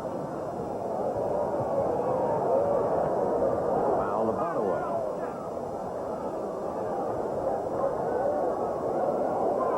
One ball, one strike. I find that odd for a hitter that's swinging the bat so well as Dykes does. That they're going to use a sacrifice there, especially with the speed that Wilson has at first. You would think, go ahead and start him, put on a hit and run, let him steal. And then the number 3 hitter's hitting less than 150. That's all. This is the one guy in the lineup that has been swinging the bat extremely well for the Mets. 1 ball, 1 strike. And he bunts. Wilkerson will make the play to Grace, and holding on at second base is Mookie Wilson. Of course, it's also typically an act by any manager whose ball club is sputtering offensively. The other night, we saw the Dodgers begin the game. The leadoff man got on, the number 2 hitter sacrificed. First inning. Trying to get a run. Yep, desperate. One of the things a lot of managers like to do is get on the board first. I think it's going to put the pressure on the other team, help their team emotionally. They like to score that first run. The Mets in the last few years, last 5 years, historically have been a club that have come back. They have a great comeback reputation. Here's Jeffries hit into a force play and walk. Ball 1. 2 runs, 3 hits for the Mets. 1 run, 1 hit for the Cubs, and we're in the bottom of the 5th inning.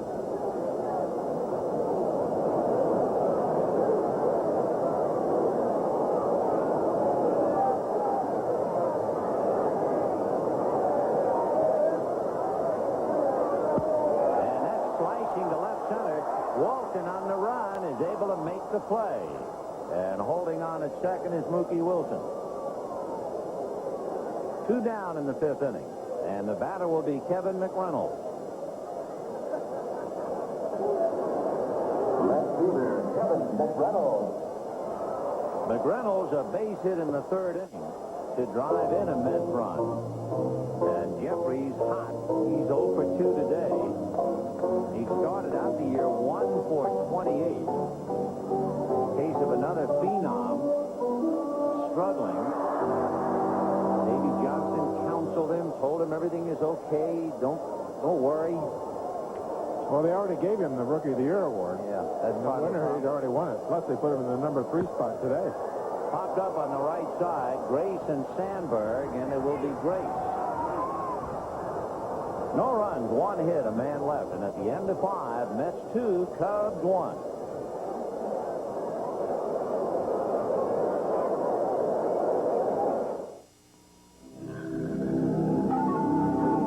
Astronomers tell us there won't be a total eclipse in America until the year 2017. They are very much mistaken. This is the year of the eclipse. Introducing the Eclipse GS Turbo by Mitsubishi. Try not to stare.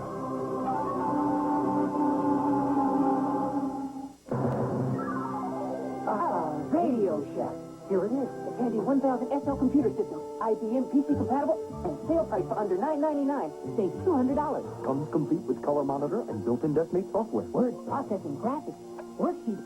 I've never seen one so easy to use. Greetings. Need directions back to your planet? This technology is more advanced than we thought. And we saved $200. Beam it up.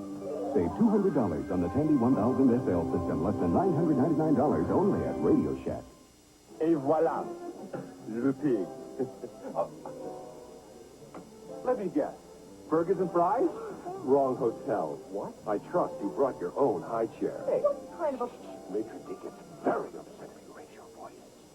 You guys should have stayed at Holiday Inn. They've got great stuff for kids. Pizza, pools, games. You're better than this place. But since you're here, may I suggest the eels flambe? Why take chances? Stay with someone you know. Holiday Inn. Some guys make it look easy. They've got barbecue bag charcoal from Kingsford. Just light the bag for one barbecue's worth of premium Kingsford charcoal. Barbecue bag from Kingsford. What the pros use. Hey, nobody beats Mike, especially for foreign car brakes and mufflers. He came here because our price was a lot better than his car dealers, and because of our Midas guarantee. Nobody beats Midas. Nobody. Through 5 innings today, Sid Fernandez has allowed 1 hit. There are the big 3, the fewest hits allowed per 9 innings. Herb score number 1. Nolan Ryan. Of course, Sid Fernandez has worked about 825 innings. That's all in his career. He's really just starting. He's just getting going. Is that the bottom of the list or what? What are you guys doing to me down in that truck? That can't be with Kopex. What was it Pearl Bailey used to say? That ain't no bad crowd to hang around with. Right, 1-1. So I think what we're really doing is letting you know that this kid has a chance to be really a great pitcher. You keep talking about potential, Vinny. 26 years old. You know, potential can follow you around. It's amazing. There's a guy that's won 55 games already, and they talk about potential. And then, you know, another thing on this ball club, this Met ball club, they're talking about potential with Darryl Strawberry. All that he's done, the 39 home runs that he had last year, 6 years or so potential.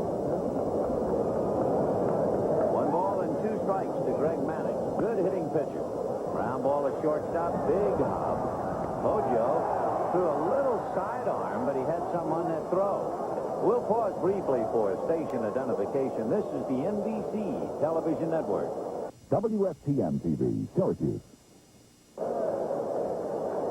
The center fielder, with Howard Johnson playing shortstop, you realize that the Mets, in some respects, have 3 third basemen out there. Johnson, the shortstop, Jeffries at second, and Magadan at third. You know, his arm was really a center of controversy. And you know what they did to Howard Johnson here the other day? They blindfolded him and took him to shortstop. He threw 18 strikes in a row to first base. 18 in a row.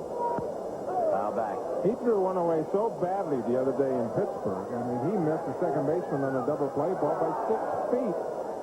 After he'd run it down, he was only about 40 feet away from the second baseman. He chucked it out into right field. Then he was so frustrated, he blamed the second baseman and then calmed down and went over and apologized. I don't think it's physical. I think it's been a mental thing with Howard. They've talked about trading him. He's going to go here. He's going to go there. One up along third, and unable to make that bare hand do-or-die play is Dave Magadan. So Jerome Walden lays down a beauty, and it'll be a base hit. That is hit number 2 on Sid Fernandez. Tying run is aboard. The batter now is Mitch Webster. Not very often that you see a kid jump from Double-A and make a ball club. Not only just make a ball club, but come to a team and hit in the leadoff position. That's Walton's 4th bunt single already this season, along with the stolen bases that he had last year at the Double-A level. He really helps him to this ball club. Foul off to the right of the plate and out of play. No balls and 1 strike. Well, again, we will remind you, because it appeared to be a very big factor, and in a tough 2-1 ball game, it should be looked at. But with Gary Carter catching and Sid Fernandez pitching last year, the Mets threw out only 1 base runner. And the Cubs come in leading the league in stolen bases. What Fernandez has done is keep them off the bases. But there's pressure on Gary Carter, who this year has done well.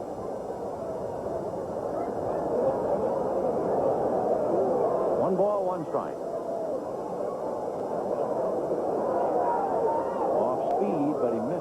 That was a little slide step that we were talking about before. One of the things Sid Fernandez has done is tried to improve his move to first base. Not only that, but his delivery to home will have a little trick.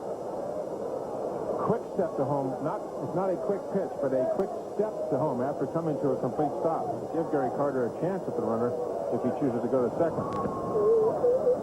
Jerome Walden does not have a lot of knowledge, naturally, is just up. He has stolen 2, but he's been caught 3 times. 2 balls and 1 strike. And we're talking about Gary Carter doing well this year. Among others, he has nailed Willie McGee and Ozzie Smith, not to mention Tim Raines.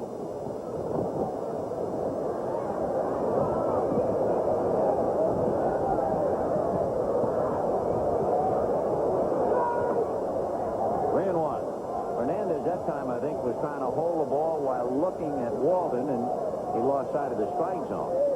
Now let's see if they put a run and hit play on. Run and hit, obviously, the hitter not obligated to swing at ball 4. 3-1. Yep, and then a bluff, and it's ball 4. Walton started to go and stop. With runners at first and second and 1 out. Fernandez walking his second batter. And now he gets into the deep water with Ryne Sandberg and Andre Dawson. Sandberg, with an 8-game hitting streak, has hit a couple of fly balls to right field. We're in the top of the 6th inning, and it is 2-1 in favor of the Mets.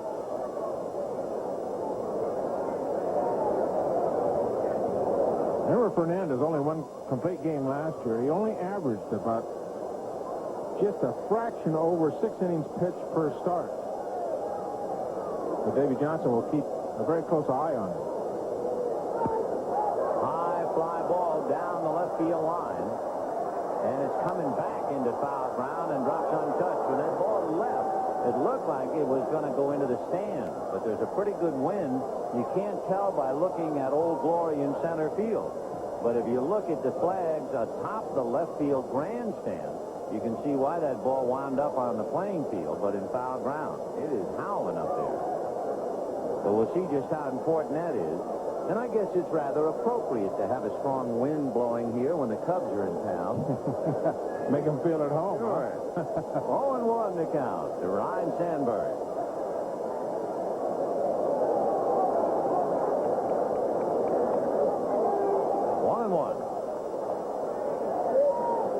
And we can see the final score. Kansas City topples Boston 7-3. Waiting on deck, Andre Dawson. 2-1 Mets, top of the 6th, 1 out. Cubs at runners at first and second. 2-1. In the last 3 years, Benny, Fernandez has given up 44 home runs. Right-handers have hit 40 of them. 40 of those 44. Only 4 of his home runs going to left-hand hitters. But the right-handers only hit 185 against them. As we told you, 191 overall against the league last year. Now back, came after him. That was a good swing, too. Good pitch and good swing. He just could not quite get on top of it. 2-2. A couple of real quiet professionals on the Chicago Cubs team. Sandberg and Andre Dawson. Lead by example. Lead by going out there every day. There's a real pro right there, Andre Dawson. 2-2. Change of that little curve. He was way out in front of it and cued it foul outside of first. So that little off-speed wrinkle, and Sandberg cued it off the end of the bat. And you can throw as hard as Fernandez can. Hitters always have to protect against the fastball. Means they have to get the bat started just a little bit earlier. And as long as he can disguise that slow breaking ball, it's going to be very effective. You can see how far out in front Sandberg was. Walton at second, Webster at first, 1 out. Fastball, and he popped it up. He didn't get around on it. Pete Hernandez is calling. The infield fly rule is called, and Sandberg pops it up. The 1 Gold Glove hits it to another. And the batter now is Andre Dawson.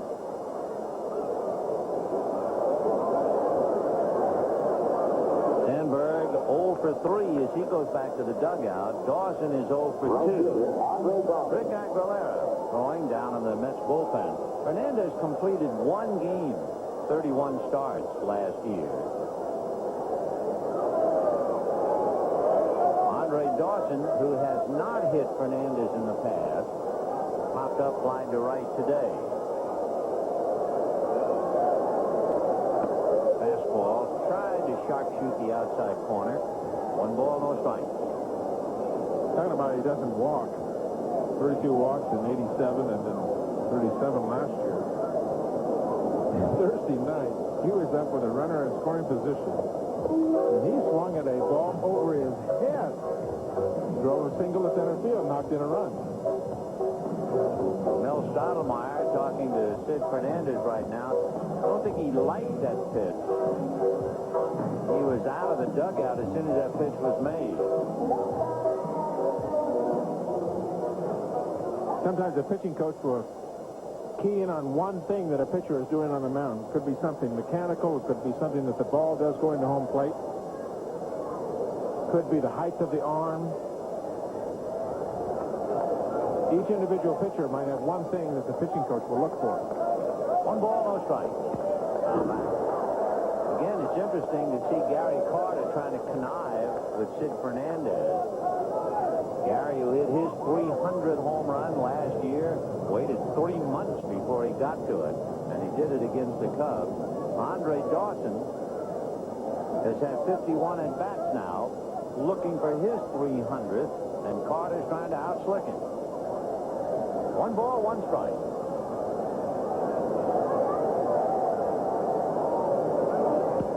And he popped it up. It'll be Magadan or Carter. It'll be Carter in foul ground. Gary, see what a mask is? He took that mask a long way with him, and had he been backing out, he might have stepped on it. That would have been a nightmare. And it's still 2-1 New York. This is a machine designed to make travel easier. American Airlines. No problem. I can check on that for you, sir. Right on time. And these are its most important parts. No problem at all, sir.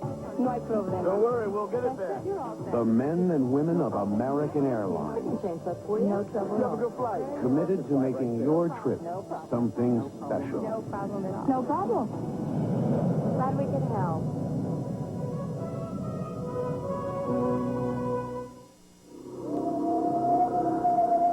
Astronomers tell us there won't be a total eclipse in America until the year 2017. They are very much mistaken. This is the year of the eclipse. Introducing the Eclipse by Mitsubishi. Try not to stare.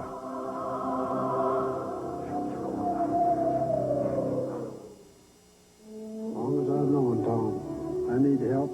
He's there. Sure, I'm glad to see you. There with you? Figured you wouldn't mind.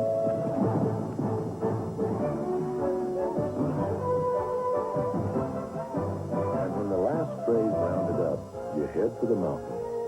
And the beer that goes down smooth as a mountain stream. Sure owe you one. How about this in here? Head for the mountains of Bush beer. This part doesn't fit.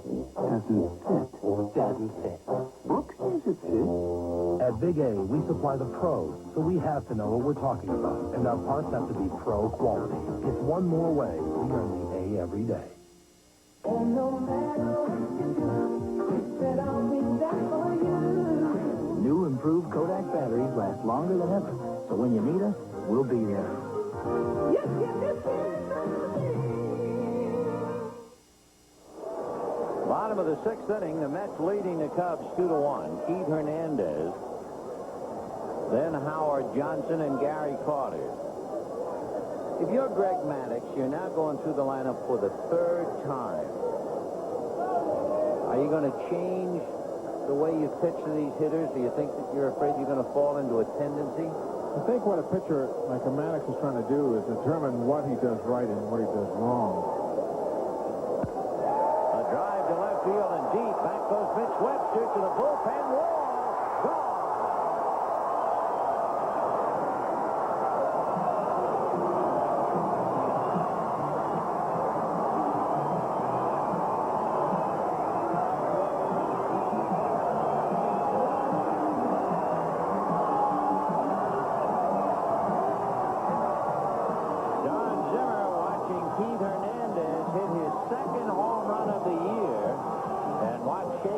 The fact that he went the other way and hit it into the Cubs bullpen. So it is 3-1 Mets for Maddox, the third home run that he has allowed this year.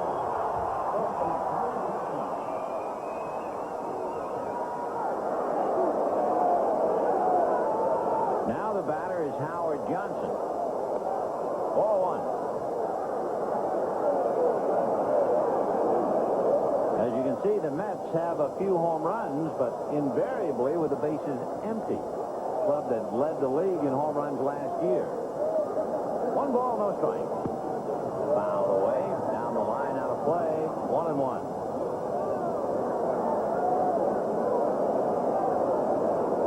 One of the things the young pitchers we were talking about before, trying not to make mistakes, do things correctly. He just leaves the ball up and out over the plate. And Keith, when he wants to, if he's looking for a specific pitch in a specific spot, will really try to crank on the ball. Now, there's a lot of power to hit the ball out here to the opposite field. He gets a little help from the wind down there in that corner. There's a hopper right by Sandberg and on out into right center. And Hojo will hold on. He was thinking, too, and then at the last minute, when he saw Walton come up cleanly, he went back to the bag.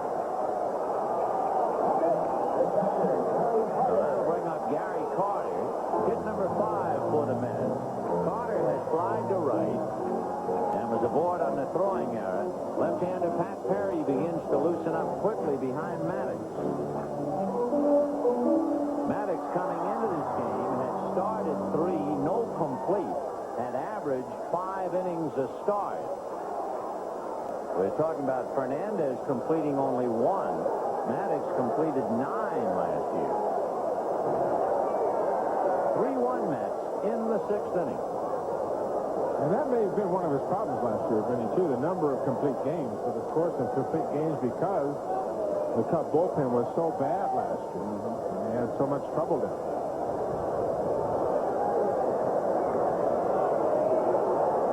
Boy, did they ever. Talking about the Cub bullpen, interesting, however, that the San Francisco Giants picked up Goose Gossage. He pitched well for them. That might be yet another story.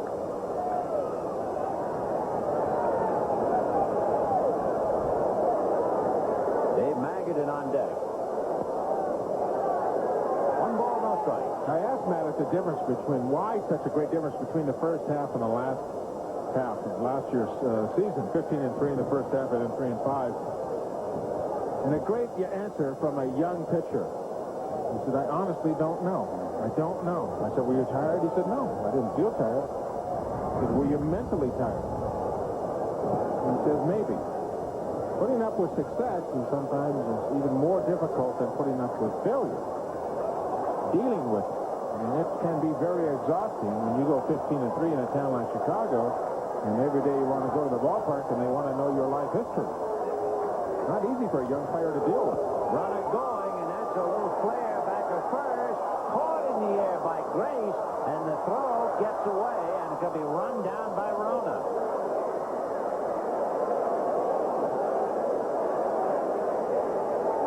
Actually, the wind brought that ball back to Mark Grace. And now Hojo realizes that ball's going to be playable. The throw to Maddox right behind Johnson got away, but Rona runs it down. It was like trying to catch a loose balloon or a ping pong ball in a windstorm, and the wind brought it back to Grace.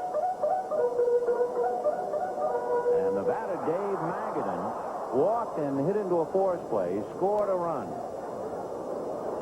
Mets 3, Cubs 1, bottom of the 6th. Typical thing for Gary Carter. When things are going tough, he came in hitting 146. I mean, that's a little flare. It had base hit written all over it. I mean, that was going to be dunked just inside of the line. The wind blows it back not only out of the for an out, but out of fair territory. Instead of getting a base hit, he gets a little pop three in foul territory. Magadan having another look at Sam Peloso to see if there might be a play. They played hit and run with Carter. Remember, Hojo was going. So now as Gary puts on the gear, we'll see what they do with Magadan. Sid Fernandez on deck. One out.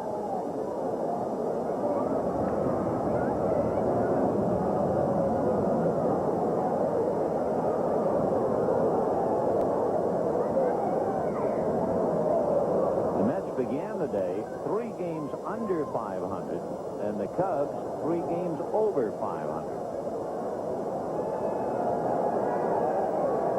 1-0. Rona had that thing squared away, but he was on it in a hurry. 2 balls and no strikes. Rick Rona, W-R-O-N-A. Fusion of youth for the Chicago Cubs.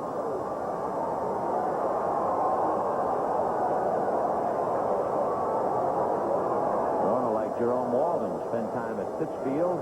He's asked to make a big jump. 2-0 to Magadan.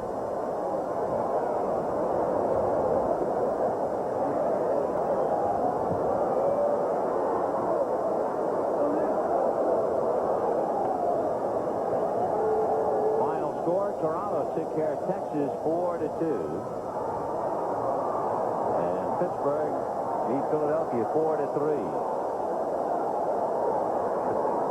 In there for a strike.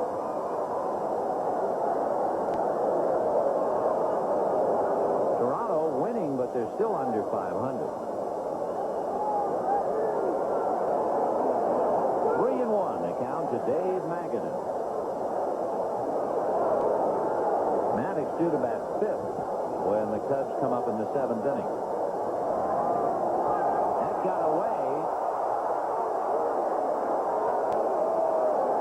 Johnson wasn't sure where it was. Rona is everywhere.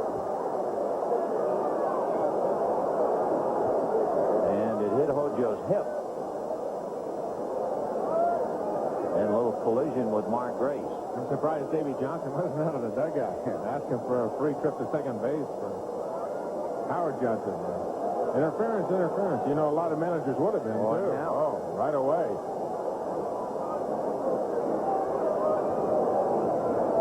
3-1 to score, 3-1 to count. 1 out. Johnson goes, and there's a ground ball hit through the spot, vacated by Sandberg.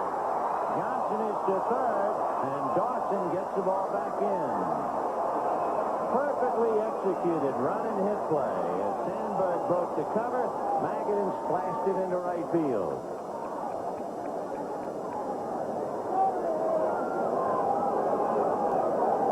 You can see Bill Robinson pointing to his head down there as being a smart hitter. Bill Robinson, of course, former Pittsburgh Pirates, Philadelphia Phillies. He's a batting instructor for the New York Mets.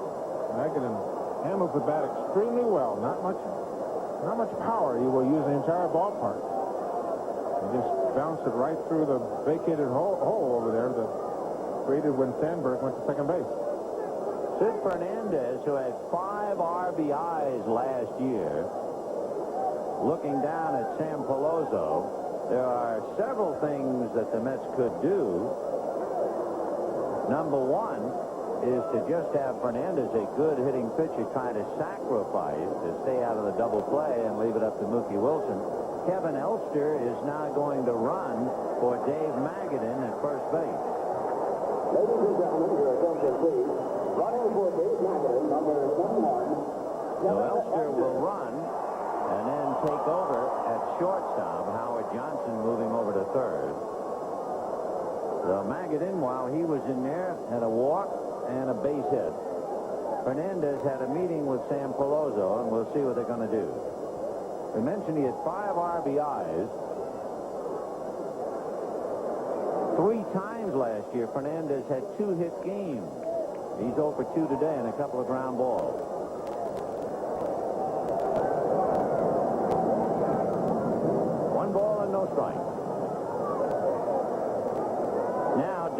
Zimmer said, hold it. Now, Zimmer has a left-hander in the pen, and he's going to him. He's decided, okay, I'm going to meet the challenge. So Pat Perry has been down in the bullpen, and Zimmer has decided to make his move.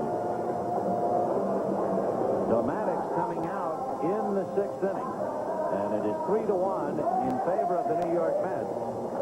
So as the Cubs make a change, we'll be back after this. This relief break is brought to you by Rolaids, and here's a look at this week's American and National League leaders in the standings for the Rolaids Relief Man Award. You can see Davis for San Diego. Mark Davis with 8 saves, and you get 3 points per save, so he's way out in front with 24. And that BSB would be blown save opportunities, where you lose some points. Reminder, we'll be tracking total points awarded on the basis of wins, losses, saves, and blown saves during the year. The left-hander Pat Perry picking up the pieces for Greg Maddox, and he inherits a 1-ball, no-strike count. However, 1-0, he's on his own as Zimmer talks to Dick Cole. Now pitching and batting ninth, number 37, Pat Perry. Pat Perry working on Fernandez, 1-0 to count. Had the count been a 2-ball count and Fernandez walked, the walk would have been charged to Maddox. So you have Elster at first, Johnson at third with 1 out, and 1-0 to El Cid.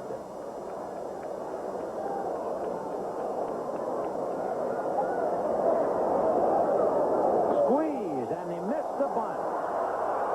And Howard Johnson being tagged out, and the out will be made by Mark Grace at the plate. Bad way to do that rundown play, making the out coming towards home plate, but they got away with it. A lot of bad things happen on this play.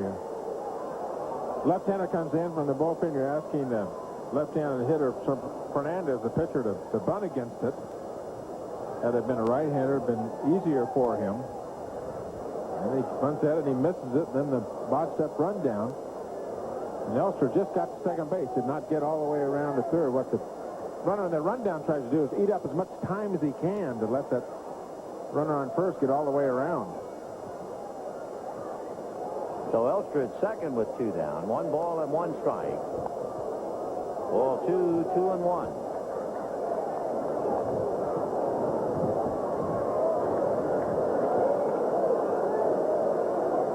I wonder if Zimmer wasn't anticipating a squeeze, and after the first pitch with Maddox, he thought, I'm going to get that right-hander out of there just in case.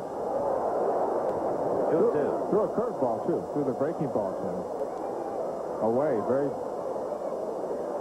likely he might have been looking at it. I know he was hot about something. He was either hot at Maddox or mad at somebody, because he was talking to the pitching coach, Jeff Pico, and they weren't Dick Cole. They weren't talking about going out to dinner. I know that. Foul back. Still 2-2. In the inning, Hernandez a home run to left. Johnson single to center. On a hit-and-run play, Carter looped one back at first. The wind blew it back, and it was caught by Mark Grace. Then Magadan singled, and now the busted squeeze play. And the count 2-2 to Sid Fernandez. Fouled away. Mets 3 runs, 6 hits. Cubs 1 run, 2 hits, and 1 error.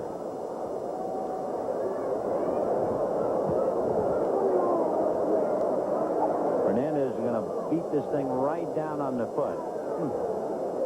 Right foot.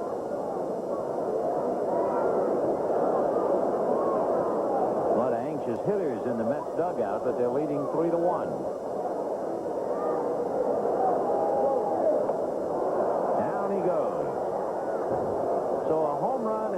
Singles, and the Mets wind up with 1 run, 3 hits, and lead 1, and lead 3-1. We'll be right back after these messages from your local station. Some think he's a better athlete because he's black. Why do black athletes dominate some sports? Tom Brokaw reports Tuesday. It's time to pick up, clean up. show up. That's right. It's Glad Bagathon time. Do something good for a clean community. Call your local Bag-a-thon coordinating committee. Volunteer and get a handle on litter. For more information, call the City of Syracuse at 473-3240. It's deliciously new, surprisingly, unexpectedly good, tasting Alka-Seltzer 2. New Alka-Seltzer 2, a good-tasting Alka-Seltzer with a non-aspirin pain reliever with 75% less sodium. It's deliciously new, good-tasting Alka-Seltzer 2. And like the original, fast relief for upset stomach with a headache. Surprisingly, unexpectedly new, good-tasting Alka-Seltzer 2. My policyholders, the Schefflers, needed help. Their home was badly damaged, but they knew just what to do. They called me their State Farm agent. I'm Dan Taylor, and I got our claims people on the job right away. I'm Emily Chen with the State Farm Claims team. We got the Schefflers claim moving fast. Now their home and their lives are back to normal. You see, State Farm agents insure more homes than anyone else because we work with the best claims people in the business.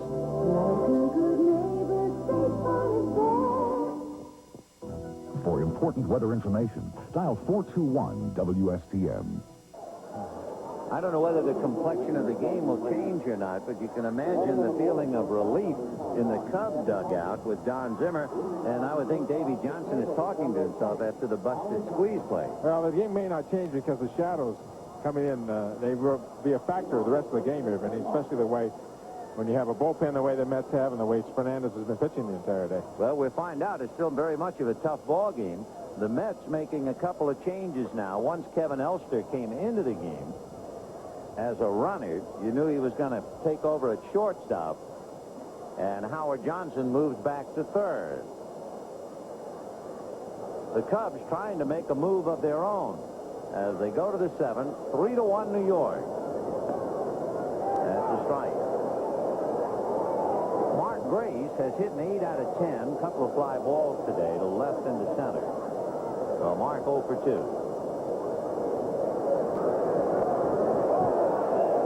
0-2 the count.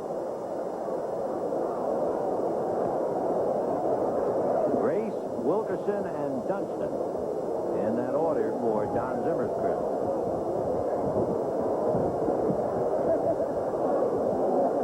Grace last year had 7 home runs, and all 7 were hit on the road. 4-1. So he did not find the so-called friendly confines at Wrigley Field last year, but he did hit one already this year, and as he said, well, now the monkey's off my back.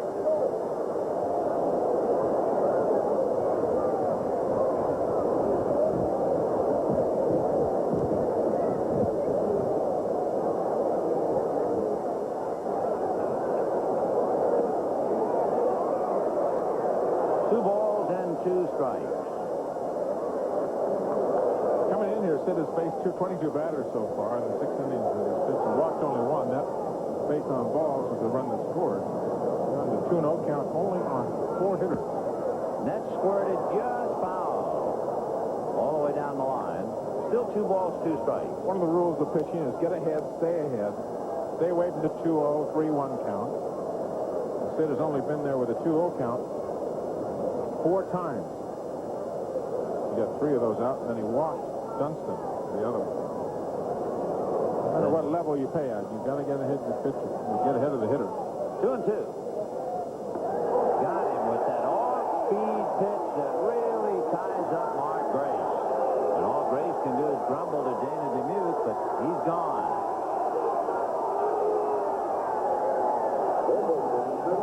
That would be the 4th strikeout for Sid Fernandez.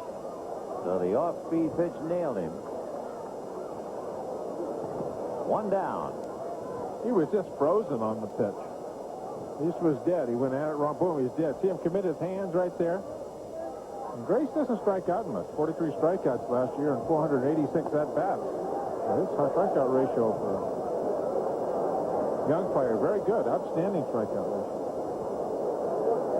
Wilkerson struck out in the 5th inning. He's 0 for 2. We're in the 7th. 3-1 Mets. 2-0 the count. Wind black to howling again and going from left to right. The field littered with torn papers. The trees are swaying. It has really been like a day in San Francisco. 2-0. In there. Good one. It's going to take more than the wind to blow Sid Fernandez off the mound. Probably pitched at 15 different weights, doesn't he? Sure. And that's driven to left and hooking, and that's going to go to the wall. So Wilkerson on his way into second base with a double. So a one-out double by Wilkerson will bring up Sean Dunston. A lot of people talk about Sid Fernandez and his weight, and we talked about it, only had one complete game, and they're thinking that his weight has something to do with his stamina. Only 6 runs, innings pitched, and an average per start. That was a high breaking ball. He just left up at the top of the strike zone. Steve Hernandez is over visiting. That may have been on a recommendation, and now Carter going out to visit. We may be seeing a pitching change here. Those will come from the dugout if the manager wants to give his relief pitchers in the bullpen a little bit more time to get loose. Roger McDowell loosening up in the Mets bullpen. So Sean Dunston with Curtis Wilkerson at second base, 1 out in the 7th, 3-1 Mets.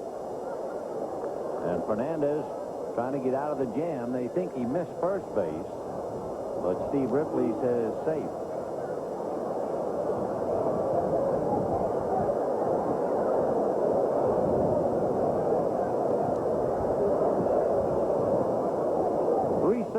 For the Mets, 1 run, 3 hits, and 1 error for the Cubs. Dunston walked, scored the only Cub run, then fly to center in the 5th inning. And the wind just swirling papers and dirt, dust. The time call for the moment.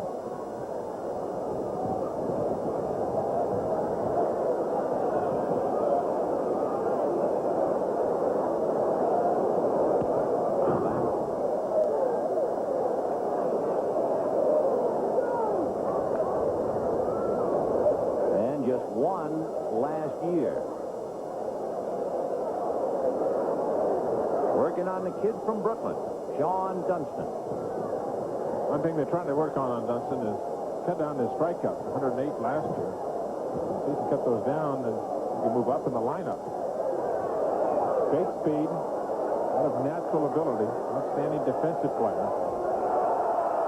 But again, you talk about potential, and Sean Dunston is 26 years old. And it's time for the potential to come out. If he could cut down on his strikeouts, career last year at 249. He was up in the lineup, a much more versatile player for Don Zimmer. No balls and 2 strikes. Ball 1, 1 and 2. Not bad in his brief career, a lifetime batting average of 250, and you think, well, that's when he's making contact at all. So if he could cut down the strikeouts, he'd probably go to 260. A premier defensive position, stealing 30 bases. Do a lot of things on the baseball field. Great arm. Cleveland bagging the Yankees 3-1. Final. 1 ball, 2 strikes. Ground ball hard to third. Short hop by Hojo, who throws accurately to Keith Hernandez and gets a round of applause for it. Holding at second base, Curtis Wilkerson. Accurately and strongly as well. He does have a cannon over there. 2 of the finest arms in Major League Baseball in the infield here. Howard Johnson has an outstanding arm when he's throwing well. It looks like his mental block, like he had sax-itis. Couldn't throw the ball to first base. He also, though, complained of pain. You know, the arthroscopic surgery on the shoulder in October, and a lot of people around here aren't buying that. It's just a mental thing, and they're going to trade me, and they weren't going to trade me, and he's gone to Seattle for Langston, and he's in this trade and that trade, and Jeffries is going to take his job, and he don't have a job, and I think it got to him. Here's Rick Rona. Right. Rona, a single in the third inning, and that sent Dunston to third. Dunston taking the base on Kevin McReynolds and got away with it. So he was able to score on the ground ball, and that's the only Cub run. Last time up, Rona flied to left field. 0-1 to Rick. And after the breaking ball, he hits it into right center, but Mookie is there. The Cubs waste the double by Curtis Wilkerson at the end of 6.5, 3-1 New York. Here's another edition of Characters of the Game. Characters of the Game. Brought to you by A&W. Sit back and try yourself an A&W root beer or cream soda. In baseball, animals have always had a place in the game. There are birds, cubs, and tigers. There's even been a mule, a chicken, and a St. Bernard. But the grand old game was thrown a curve when this rare breed took the mound. Brad the Animal Leslie is one of the wildest creatures baseball's ever known.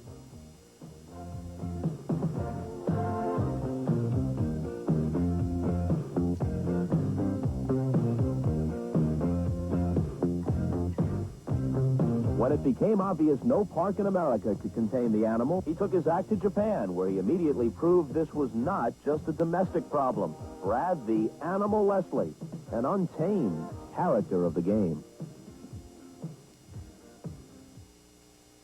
I didn't always look like this.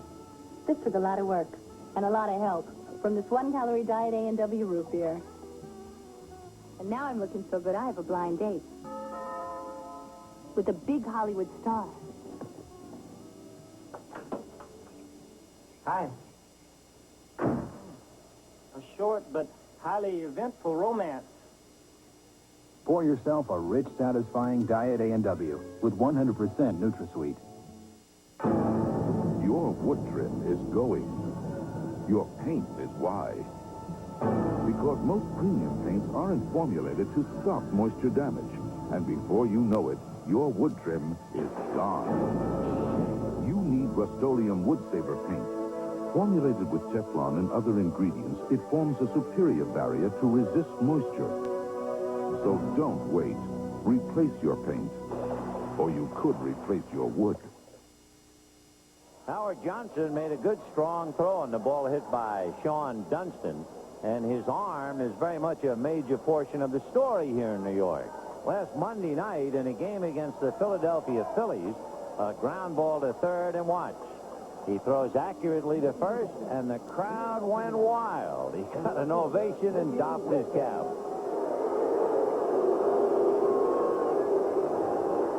Here in the bottom of the seventh, Mookie Wilson, Len Dykstra, and Greg Jeffries in that order against left-hander Pat Perry, who came in to strike out Fernandez and put the lid on the sixth. Mookie going the other way now is 1 for 3. Fly to center, fly to left, single to left. Strike. And it's time to break out the watch caps. It is cool in New York. Ron Darling and Dwight Gooden, the boy from Tampa, covering his ears. 1 ball, 1 strike.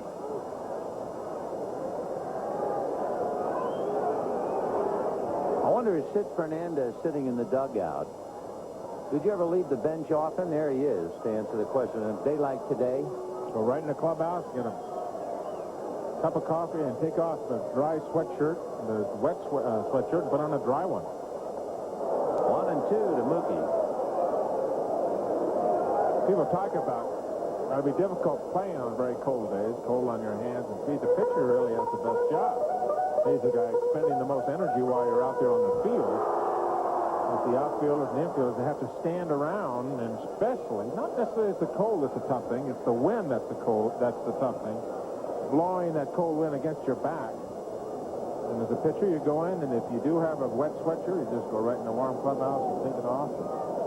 Put a dry one on, wait for a couple outs, and head back to the dugout. 1 ball, 2 strikes. 2 and 2.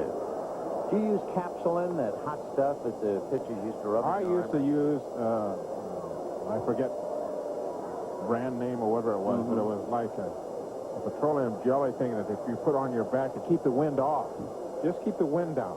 always could stay warm enough. You just keep the wind off your back. The biggest thing is pitching in wet sweatshirts. You know where I had a lot of trouble, too? Was in the Astrodome inside with the air conditioning. And you perspire and get a wet T-shirt or wet sweatshirt underneath your uniform. And that air conditioning, you would just stiffen up, shrivel up like a shriveled up coffee cup. In the cool here in New York, it's 3-1 Mets in the 7th.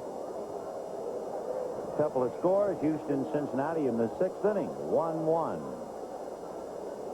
And another tie ball game, Detroit, Milwaukee in the 6th. For Detroit, there's ball 4 to Mookie Wilson. We say poor Detroit under the heading of the best laid plans of mice and men. They had Umbrella Day in Detroit, where every fan coming to the ball game would get a free umbrella. The game was snowed out. So it goes. Lenny Dykstra walked, doubled, and sacrificed. Cubs have Jeff Pico loosening up to Joe Girardi down in the bullpen. Remember, Rona made the last out, so it could be Zimmer's thinking about a 2-for-1 switch. Dykstra bunting, fielded at third by Wilkerson, and makes the play, and into second base goes Wilson. We'll be back in a moment. Right now, let's get an update. We'll go to the studios in Manhattan and Marv Albert. I've been on the subject of struggling Detroit in Milwaukee with the Brewers' Paul Molitor at second. The wild pitch thrown by Charles Hudson. Molitor able to score all the way from second. That tied the game at 3. But now in the 7th, Milwaukee and Detroit, 3 apiece. Back to Vin and Tom. Greg Jeffries coming up to hit with Mookie Wilson at second base. 1 out in the 7th inning. Mets 3, Cubs 1. You gave me a score earlier, Vinny, about the Yankees, so I lost today. Panic was set in amongst the baseball community here. In the middle of last week, you picked up the paper. Both New York baseball teams in last place in their division. I mean, on the call-in shows, the folks they were trading everybody in this town, and they played about 10 games, 8 or 10 games. They were ready to trade everybody and throw in the towel. Well, they're unaccustomed to it. I think the last time that happened was 1975. It came as a great shock. Greg Jeffries hit into a fourth play, walked out around the third, and fly to center. 1 away. Wind swirling papers, and we have to have time called again.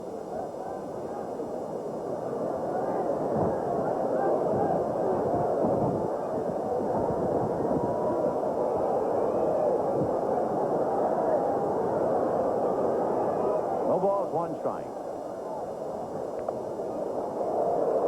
One of the problems with the wind is that desperate kick up, and you get dirt in your eyes, and as the hitters are back out a lot. And the wind will dry a hitter's eyes out as well. You saw at the start of the inning, we had a shot of Howard Johnson in there. He had that eye wash trying to clean his eyes out.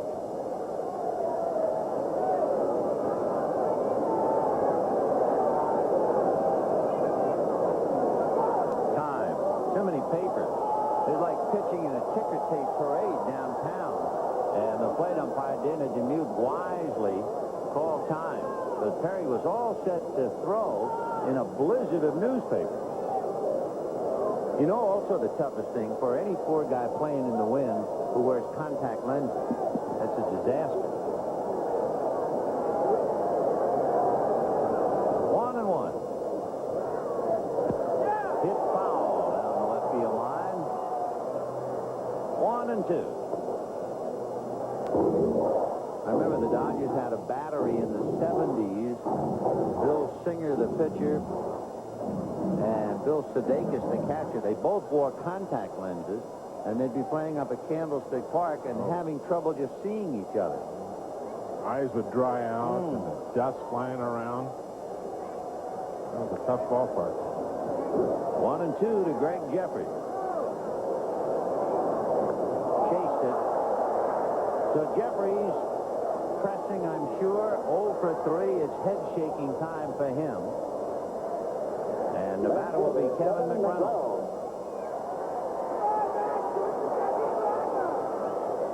He just came up last year and just set the world on fire here for 2 weeks. Hit 417 out of the 20 at-bats that he had. 12 extra base hits. And they gave him the Rookie of the Year award for this year. Well, now they're going to take the bat out of the hands of Kevin McReynolds. With the left-hand hitting Keith Hernandez due up and Pat Perry on the mound. Jeffries acted in watching him as if he had something in his left eye, and this is not an ideal time to be hitting anyway. The shadows are halfway out to the mound. Some of them are almost there now. And that's what it looked like. Watch him chase this pitch. But way out of the strike zone. I mean, not even close. And it's just, not that it's just physical. There's, as you can tell, exactly what you said. There's something mental there, pressing.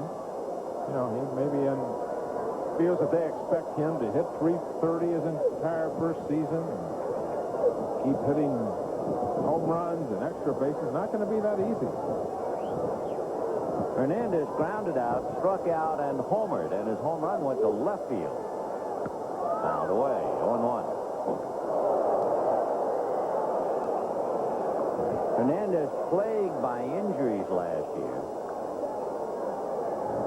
And the club hurt whenever he was out of the lineup.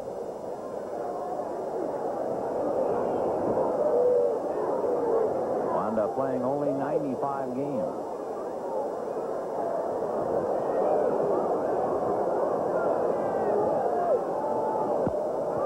Foul the other way. Interesting with Keith Hernandez, one reason why he is so valuable to the New York Mets. His batting average with runners on base has been higher than with the bases empty in each of his last 11 years. And he has 2 runners on right now with 2 outs. 0-2 the count. Meanwhile, Greg Jeffries still rubbing at his eyes. That kind of a day. 0-2.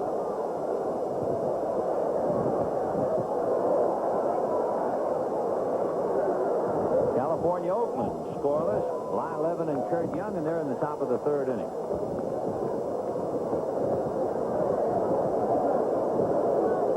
When the Cubs come up in the 8th inning, Pat Perry is due to lead off. Then Walton and Webster.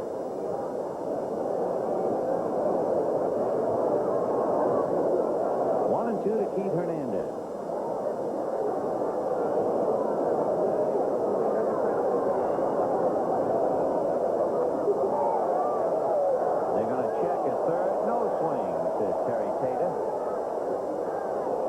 Percentage-wise, it really didn't make any difference against Keith, who hit 276 last year. Against left-handed pitching, he hit 274. Against right-handed pitching, he hit 277. He's pretty consistent. Very consistent. When you look at his numbers through every year except for last year when he was injured, and you find very consistent, productive numbers. And this time it's Perry who wins the battle as he strikes him out. No runs, no hits. The Mets lead 2, and at the end of 7, Mets 3, Cubs 1.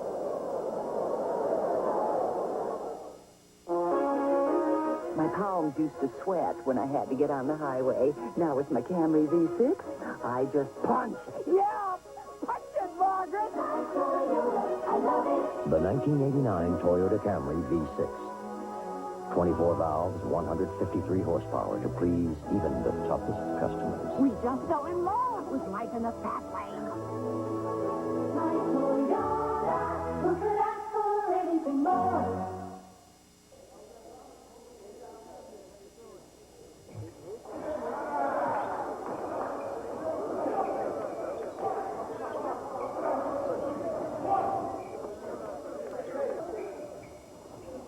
Before you buy brand name sneakers, think about this. What good is spending a fortune on sneakers if you have nothing left over to play with?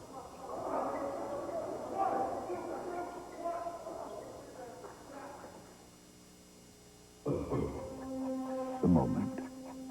There are those that take us by surprise. Sometimes real, or yet to be realized. That's why you can count on MasterCard at any given moment. In nearly 3 times the number of places as American Express. Wherever you happen to be, wherever the moment may find you. MasterCard. Master the moment. Now buy one Whopper at the regular price and get another for only 35 cents. Only 35 cents? Yup, a Whopper for only 35 cents. This can't be only 35 cents. Yes, it is, but it won't be for long. Do you know how to do this and how to do that? Neither do I. That's why I come to Ace. My helpful hardware man knows how to do just about everything. Hey, Ace is the place for me. Couple of scores of other games. Finals, the Royals beat the Red Sox 7-3. Gubazar over Boddicker. Blue Jays turned one over on the Rangers 4-2. Ward beat Huff.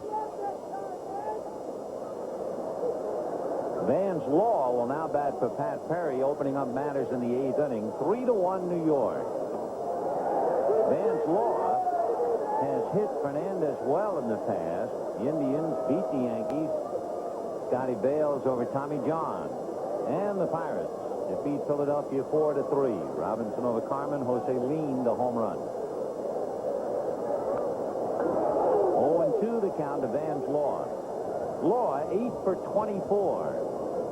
333 batting average, and that includes 2 home runs against Sid Fernandez. However, he's been struggling, so he sat down in favor of Curtis Wilkerson. No balls, 2 strikes to count to Vance Law.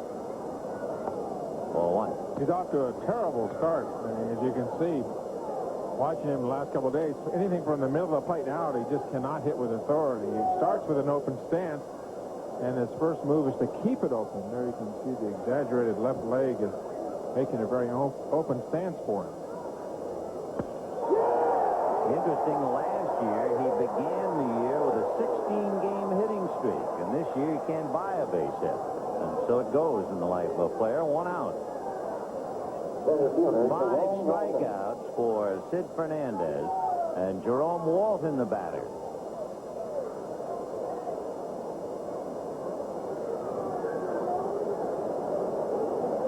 The S's for Sid, keeping track of his strikeouts. 1 ball and no strikes. You wonder how long Davy Johnson will go with Sid if, in fact, somebody does get on. We talked about before, 1 complete game. Roger McDowell has been throwing for 2 innings in the bullpen. Sid with the shadow still throwing very well. 2-0. There's McDowell just standing quietly in the sunshine. He's ready. That's what that means. Sid's only thrown 104 pitches here going into the 8th inning. 5 outs away from the first win of the year. In there, 2-1. He has walked 2, struck out 5. Not really had a tough inning. The toughest inning would have been the 3rd when he allowed the run. 2 balls, 1 strike. Popped in the air to shallow right. Mookie Wilson right there. 2 down in the 8th inning, and Mitch Webster coming up. Webster has fly to center, called out on strikes, and walked. Mitch 0 for 2.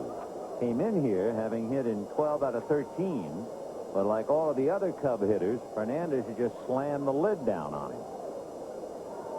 I think I said it would have been Sid's first win. He won his first game last Monday night against the Phillies. This will be number 2, but it'd be a big lift for the Mets staff. With Darling struggling, Ojeda struggling from a starting standpoint. Sid to step in there and do an outstanding job the way he has done today will certainly help Davy Johnson.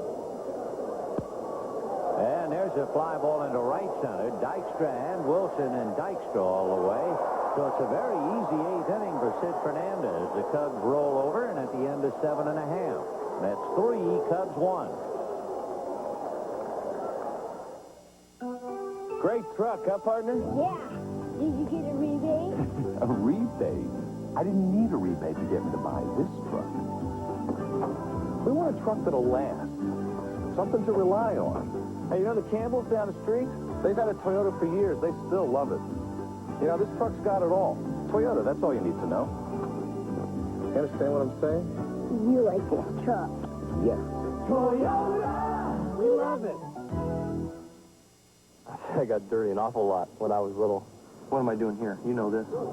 You're playing baseball. Yeah, that's right. It came natural to get dirty. Johnson's baby shampoo has been great for my hair all through my life. It's strong. It makes my hair look clean. It makes my hair feel clean, and it's gentle. Look at this kid's hair. I think it looks good. Johnson's baby shampoo. Now also with conditioners for extra control. I shower 4 or 5 times a day. It's never made me cry. Johnson's for the life of your hair. For every man who wears Brute, there's a woman who loves what he smells like. Because there's something about Brute that's nice to be close to. Honey, I was just thinking about you. Brute. It smells like a man. If you don't like the looks of your car, shoot it. The son of a gun from STP. Shoot the dash, seats, tires, and roof. Son of a gun protection. Man, what a difference.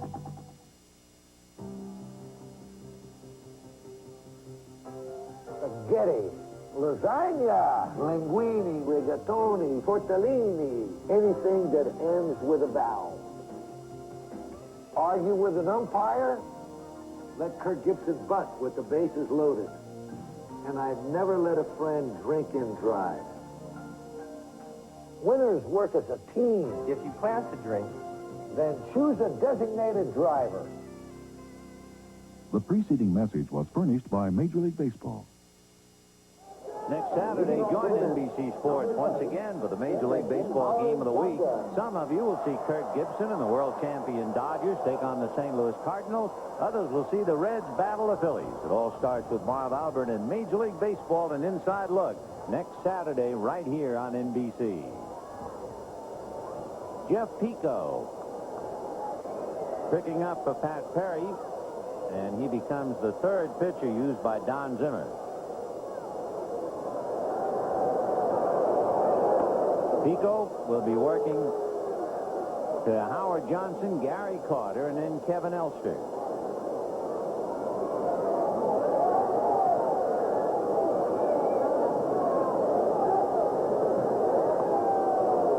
One and one. Nasty changeup by Pico. Good off-speed pitch. The book on Howard Johnson. Don't throw him his fastball in the strike zone. Off-speed stuff in the strike zone and spot the fastball out of it. He had a great debut last year. Pitched a 4-hit complete game shutout against the Reds. Not too many people break in with shutouts. Sid Fernandez resting on his laurels before going back out there for the 9th inning. 1-2 the count.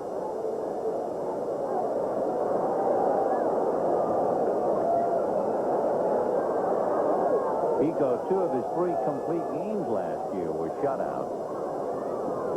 You have to be an old Cub fan to go back that far. The last Cub pitcher to break in with a shutout, Big Bill Lee, about 50-some-odd years ago. Fouled away, out of play. Still 1-2. Couple of good young-looking pitchers on this Cub staff, too. Pico, Steve Wilson, a left-hander out of Vancouver. One of the few Canadian players in the major leagues. A lot of youth on the Chicago Cubs team. Cubs began the day tied for first place with the Phillies, and the Phillies lost. The Mets are leading 3-1 here in the 8th inning. 1 ball, 2 strikes. Breaking ball hit foul. When the Cubs bat in the 9th inning, they will have Ryan Sandberg, Andre Dawson, and Mark Grace. Left to right, Zimmer, Cole, and Altobelli in the Cub dugout.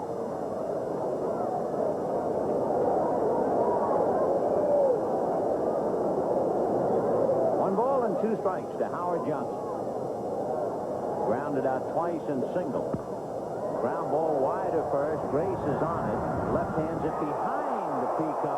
And it gets behind Rona, but now they've got a dead shot at him at second base as Rona throws to Sean Dunston. So Gray's throwing behind Pico instead of hanging one over the bag for him, and the Cubs get away with it. They get the out anyway. 2-6. Good backup by Rick Rona and an accurate throw to Sean Dunston. Probably going to be an error 3. One of the very difficult plays for a pitcher to make in the sense of keeping your eye on the ball behind you and your eye on the bag in front of you. Good reaction by Rona, though, coming back to pick the ball up, and a good throw to second. Good, strong, accurate throw. So Howard Johnson erased at second following the error charge to Grace, and the play goes 2-6.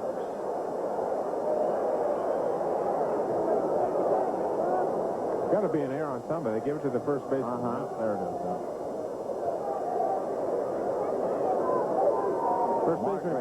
First baseman wants to lead the pitcher going over there. Throw the ball out in front of him so he can run into the ball, preferably right at the bag. That's in there for a strike. 1-1 to count to Gary Carter. Carter slid to right, reached on an error, and fouled out. Gary 0 for 3, struggling.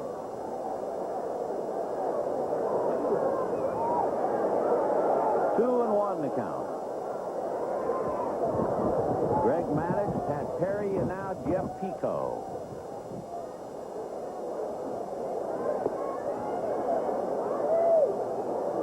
The biggest decline for Gary Carter, if you're looking at the stock market, you would see his stock plummeting, and in one particular area would be runs batted in.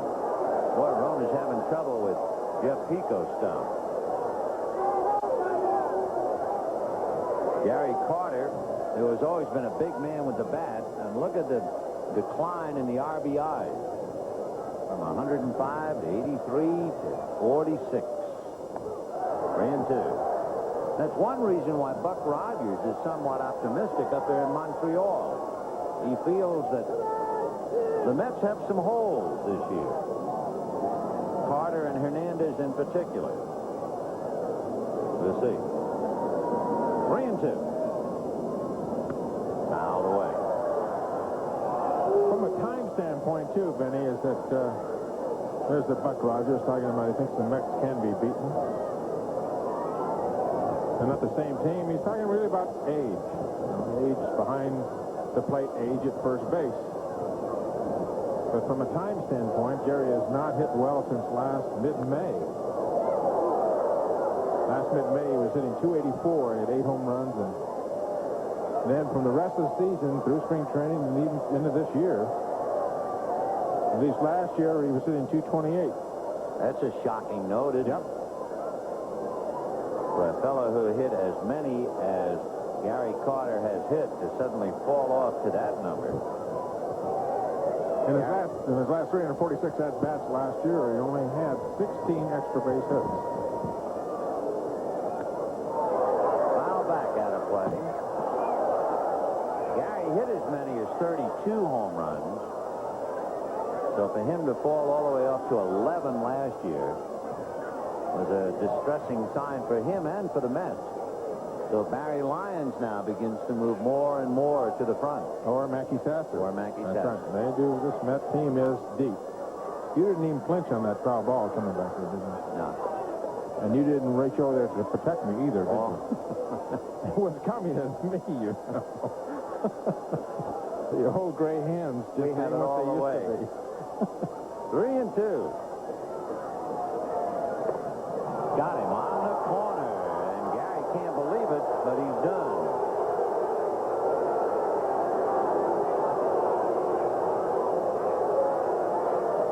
First strikeout for Pico. Carter goes down 0 for 4, and now Kevin Elster will be coming up.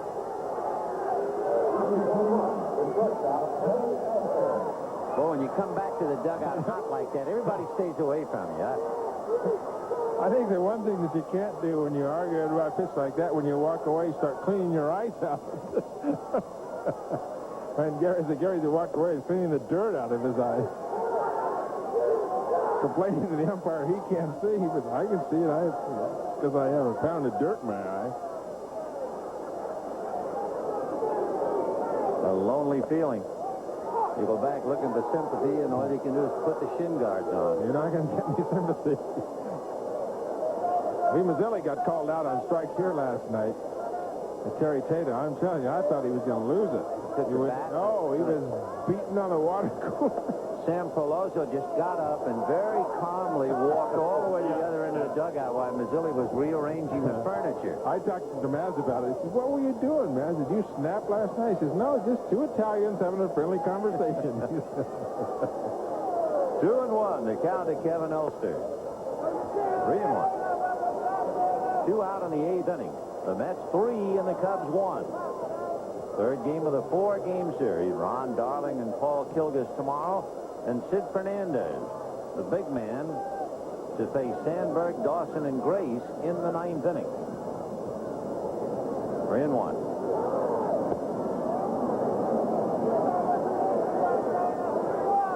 Elster has made news with the glove. 254 consecutive chances without an error. 75 straight games without an error. 3-2 to Kevin. Fly ball into shallow center, and Sandberg is there. So the Mets are gone in the 8th inning, and at the end of 8, the Mets 3 and the Cubs 1. Ladies and gentlemen, your attention, please. Yep. Who says 35 cents will get you nothing today? You can get a whole half candy bar and exotic plant, a compact car, or you can get a Whopper. Buy a Whopper and get a second one for only 35 cents. Well, 35 cents can get you spinning someplace hot. Your own jet plane, a video game, or a big juicy Whopper cooked over a plate. Yeah, you can get a Whopper. 35 cents. A second Burger King Whopper. 35 cents.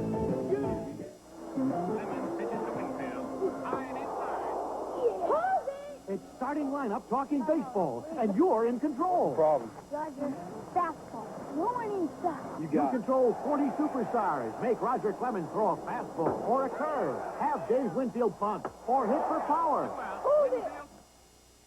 Buy now and get 2 free team cartridges. Details in Sports Illustrated. Starting lineup talking baseball. What they do is up to you.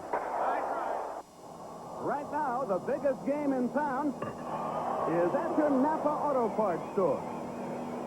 You'll find big savings on all kinds of quality products for your car or truck, like batteries, filters, and Napa chemicals.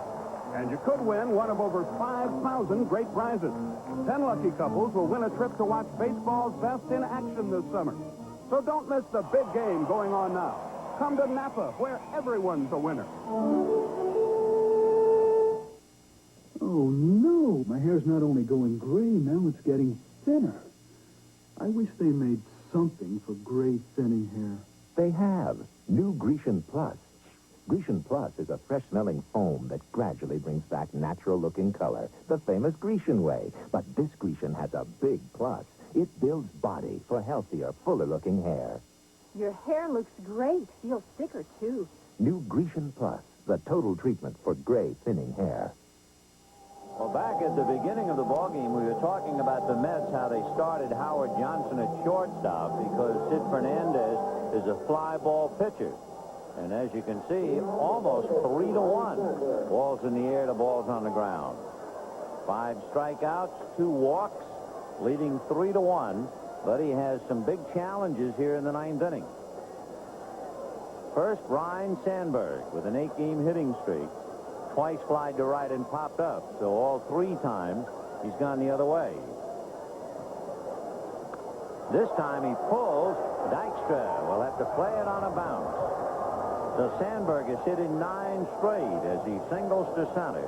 And the batter now representing the tying run, Andre Dawson. In the Cubs bullpen, Randy Myers and Roger McDowell, and we'll see if, I should say, in the Mets bullpen. And Davey Johnson, I think, is going to bring in McDowell right now. He didn't take 2 strides out of the dugout before he gestured. So there's no way Fernandez or anybody else going to talk Davy Johnson out of that move. He made it long before he got on the field.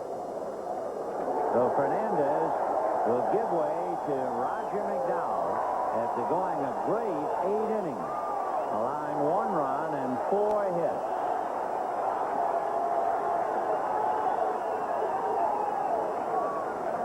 So exit Fernandez, enter McDowell, and we'll be back.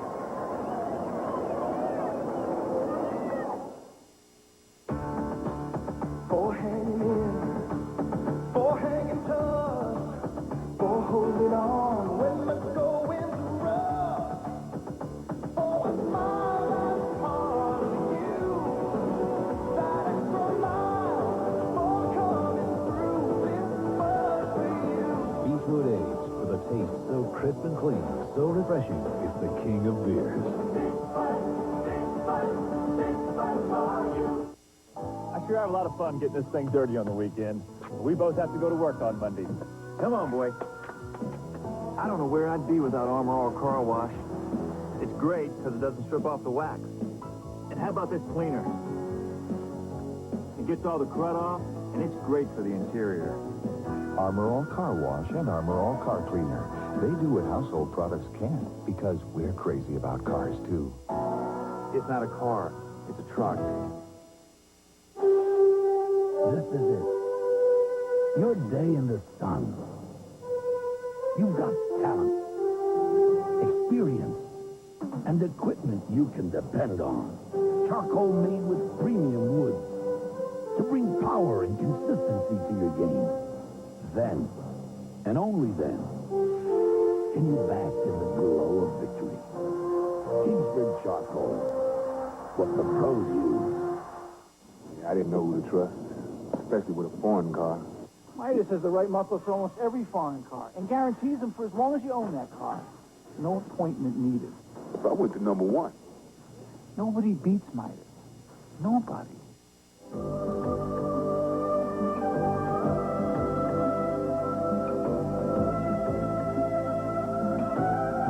American Airlines to Europe, with service to 13 wonderful cities. Sid Fernandez posted great numbers and finally giving up the leadoff base hit in the 9th inning, and you can understand why Davy Johnson brought out that hook. Fernandez allowed 15 home runs last year. His replacement, Roger McDowell, allowed 1 during the regular year. And you have a home run hitter, Andre Dawson, at the plate. Fouled away. Also, Roger McDowell is basically a ground ball, a sinker baller, to replace a fly ball pitcher. One thing the Mets have going for them, for the moment anyway, the wind would appear to be blowing in, but it is swirling from every direction. But the flags atop the left field stand, they are really blowing in up there. 0-1 the count to Andre Dawson. 3-1 Mets, top of the 9th. Sinker hit back to McDowell, and they get a force, and the throw to first not in time. 1-4 from McDowell to second baseman Jeffries. McDowell got the save Thursday night. Had a lot of trouble up in the strike zone, and he actually left that ball up, but there was good movement on it down. And he is pitching well. He will get a lot of ground balls, and he is an outstanding fielding pitcher, a good athlete. And that's a gutsy throw going ahead, even with a 2-run lead, going ahead and cutting off the lead runner, maintaining the double play situation. Mark Grace, 0 for 3, takes ball 1. He flied to left, flied to center, and was called out on strike. Andre Dawson at first. 1 out, 9th inning, 3-1 Mets.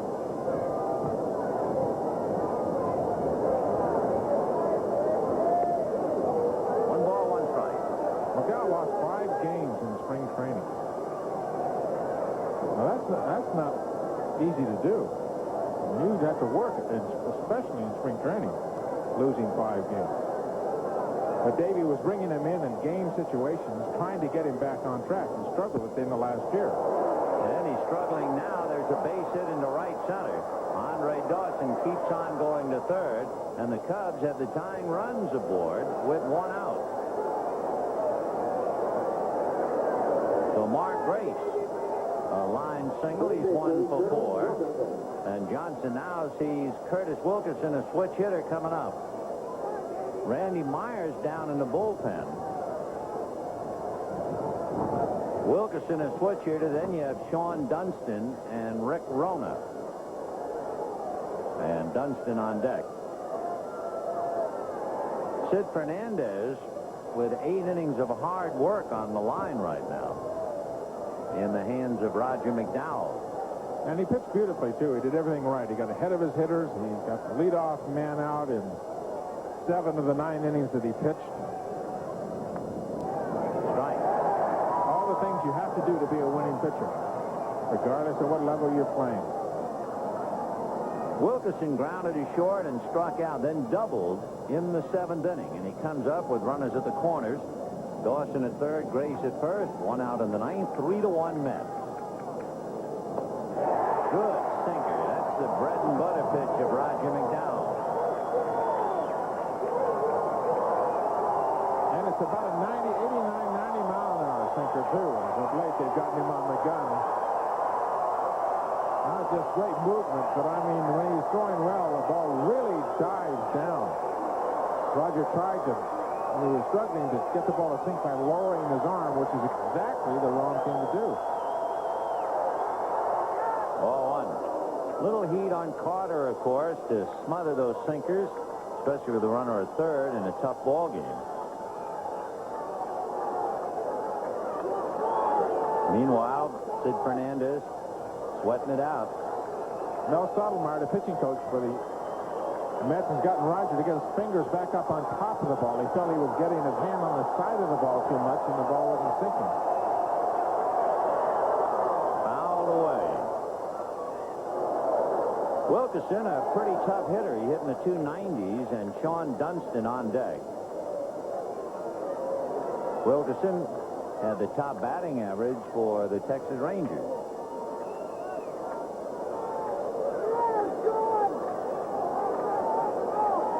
One of the things that made him so popular in Texas, he hit over 300 with runners in scoring position. First and third, 1 out, 9th inning. Mets 3, Cubs 1. 2-2.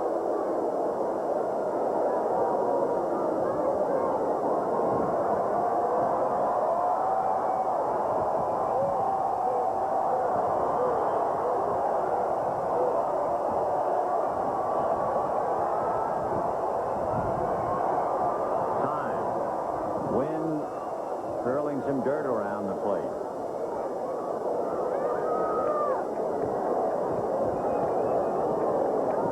If McDowell gets his act together this year, it'll be another very strong point for an already very strong New York Mets team, the bullpen. With Randy Myers down there, who just throws absolute smoke, and Roger from the right side is a great tandem. The Mets bullpen coming into this game an earned run average of a little more than 1.5. Randy Myers heating up. So McDowell trying to save this one. Mel Stottlemyre, the pitching coach, trying to root one of his men home. And Sid Fernandez, who went 8 innings, still a pitcher of record. 2-2 to Curtis Wilkerson.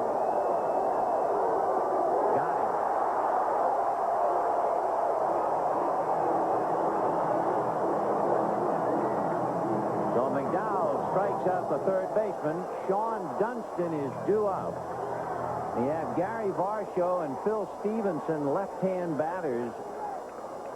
And it is Phil Stevenson who is putting on the headgear. And Stevenson will be coming up. We'll see now whether that makes Davy Johnson use a counter move or not.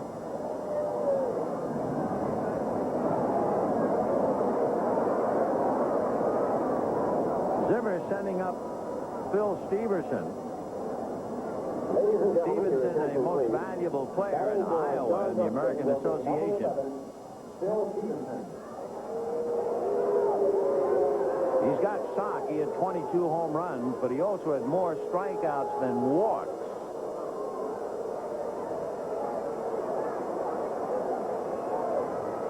So Stevenson coming up. Originally selected by Montreal, then selected by Oakland, and traded to the Cubs.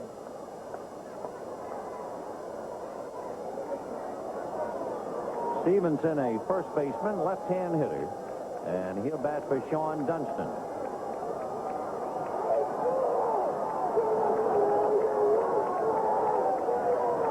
Dunston back in the dugout. He went 0 for 2 with a walk. Meanwhile, Sid Fernandez 1 out away from a victory.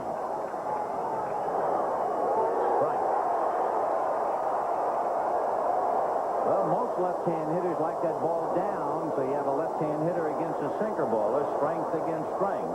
0-1. McDowell has to go with his strength. The thing is, Stevenson trying to keep the ball away and down. See what's going to look the ball down and in to see if he can jerk it.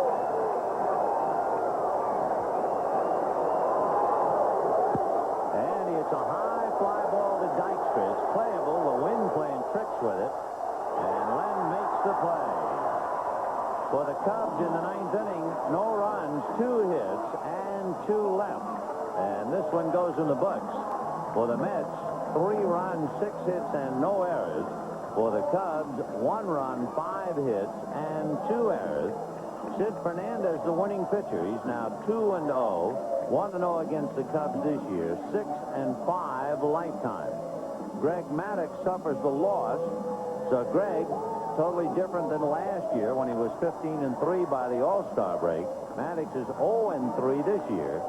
He is 0-1 against the Mets, 2-4 lifetime. The Mets have taken 2 of 3 in the finale of the 4-game series tomorrow. Ron Darling and Paul Kilgus. The name of the game is pitching. Name of the game is pitching, Vinny, and that's what they got from Sid Fernandez, and we talked about it a little bit during the game. They needed it, too, with the way that Ron Darling has been pitching poorly and Bobby Ojeda has been pitching poorly. They need good pitching. Well, talking about pitching, we'll do a little right now. The Major League Baseball Game of the Week has been brought to you by your Toyota dealer. Whatever car or truck you choose, you'll love the quality. You could ask for anything more. By Tandy Computers, because there is no better value, meeting America's diverse personal computing needs. By Midas, nobody beats Midas, nobody. And by Kingsford Charcoal, for equipment you can depend on. Kingsford Charcoal, what the pros use. The executive producer of NBC Sports is Michael Weissman. The coordinating producer for NBC Baseball, John J. Filippelli. The telecast of today's Game of the Week, produced by Ricky Diamond, directed by John Gonzalez, pregame produced by Les Dennis, pregame directed by Mary Buto Lamusio, technical directors Lenny Stucker and Richard Sansevier. Next week, it'll be the Dodgers and Cardinals or the Reds and the Phillies. Tom and I'll be in St. Louis. Vince Scully for Tom Seaver. So long from Shea. This has been a presentation of NBC Sports.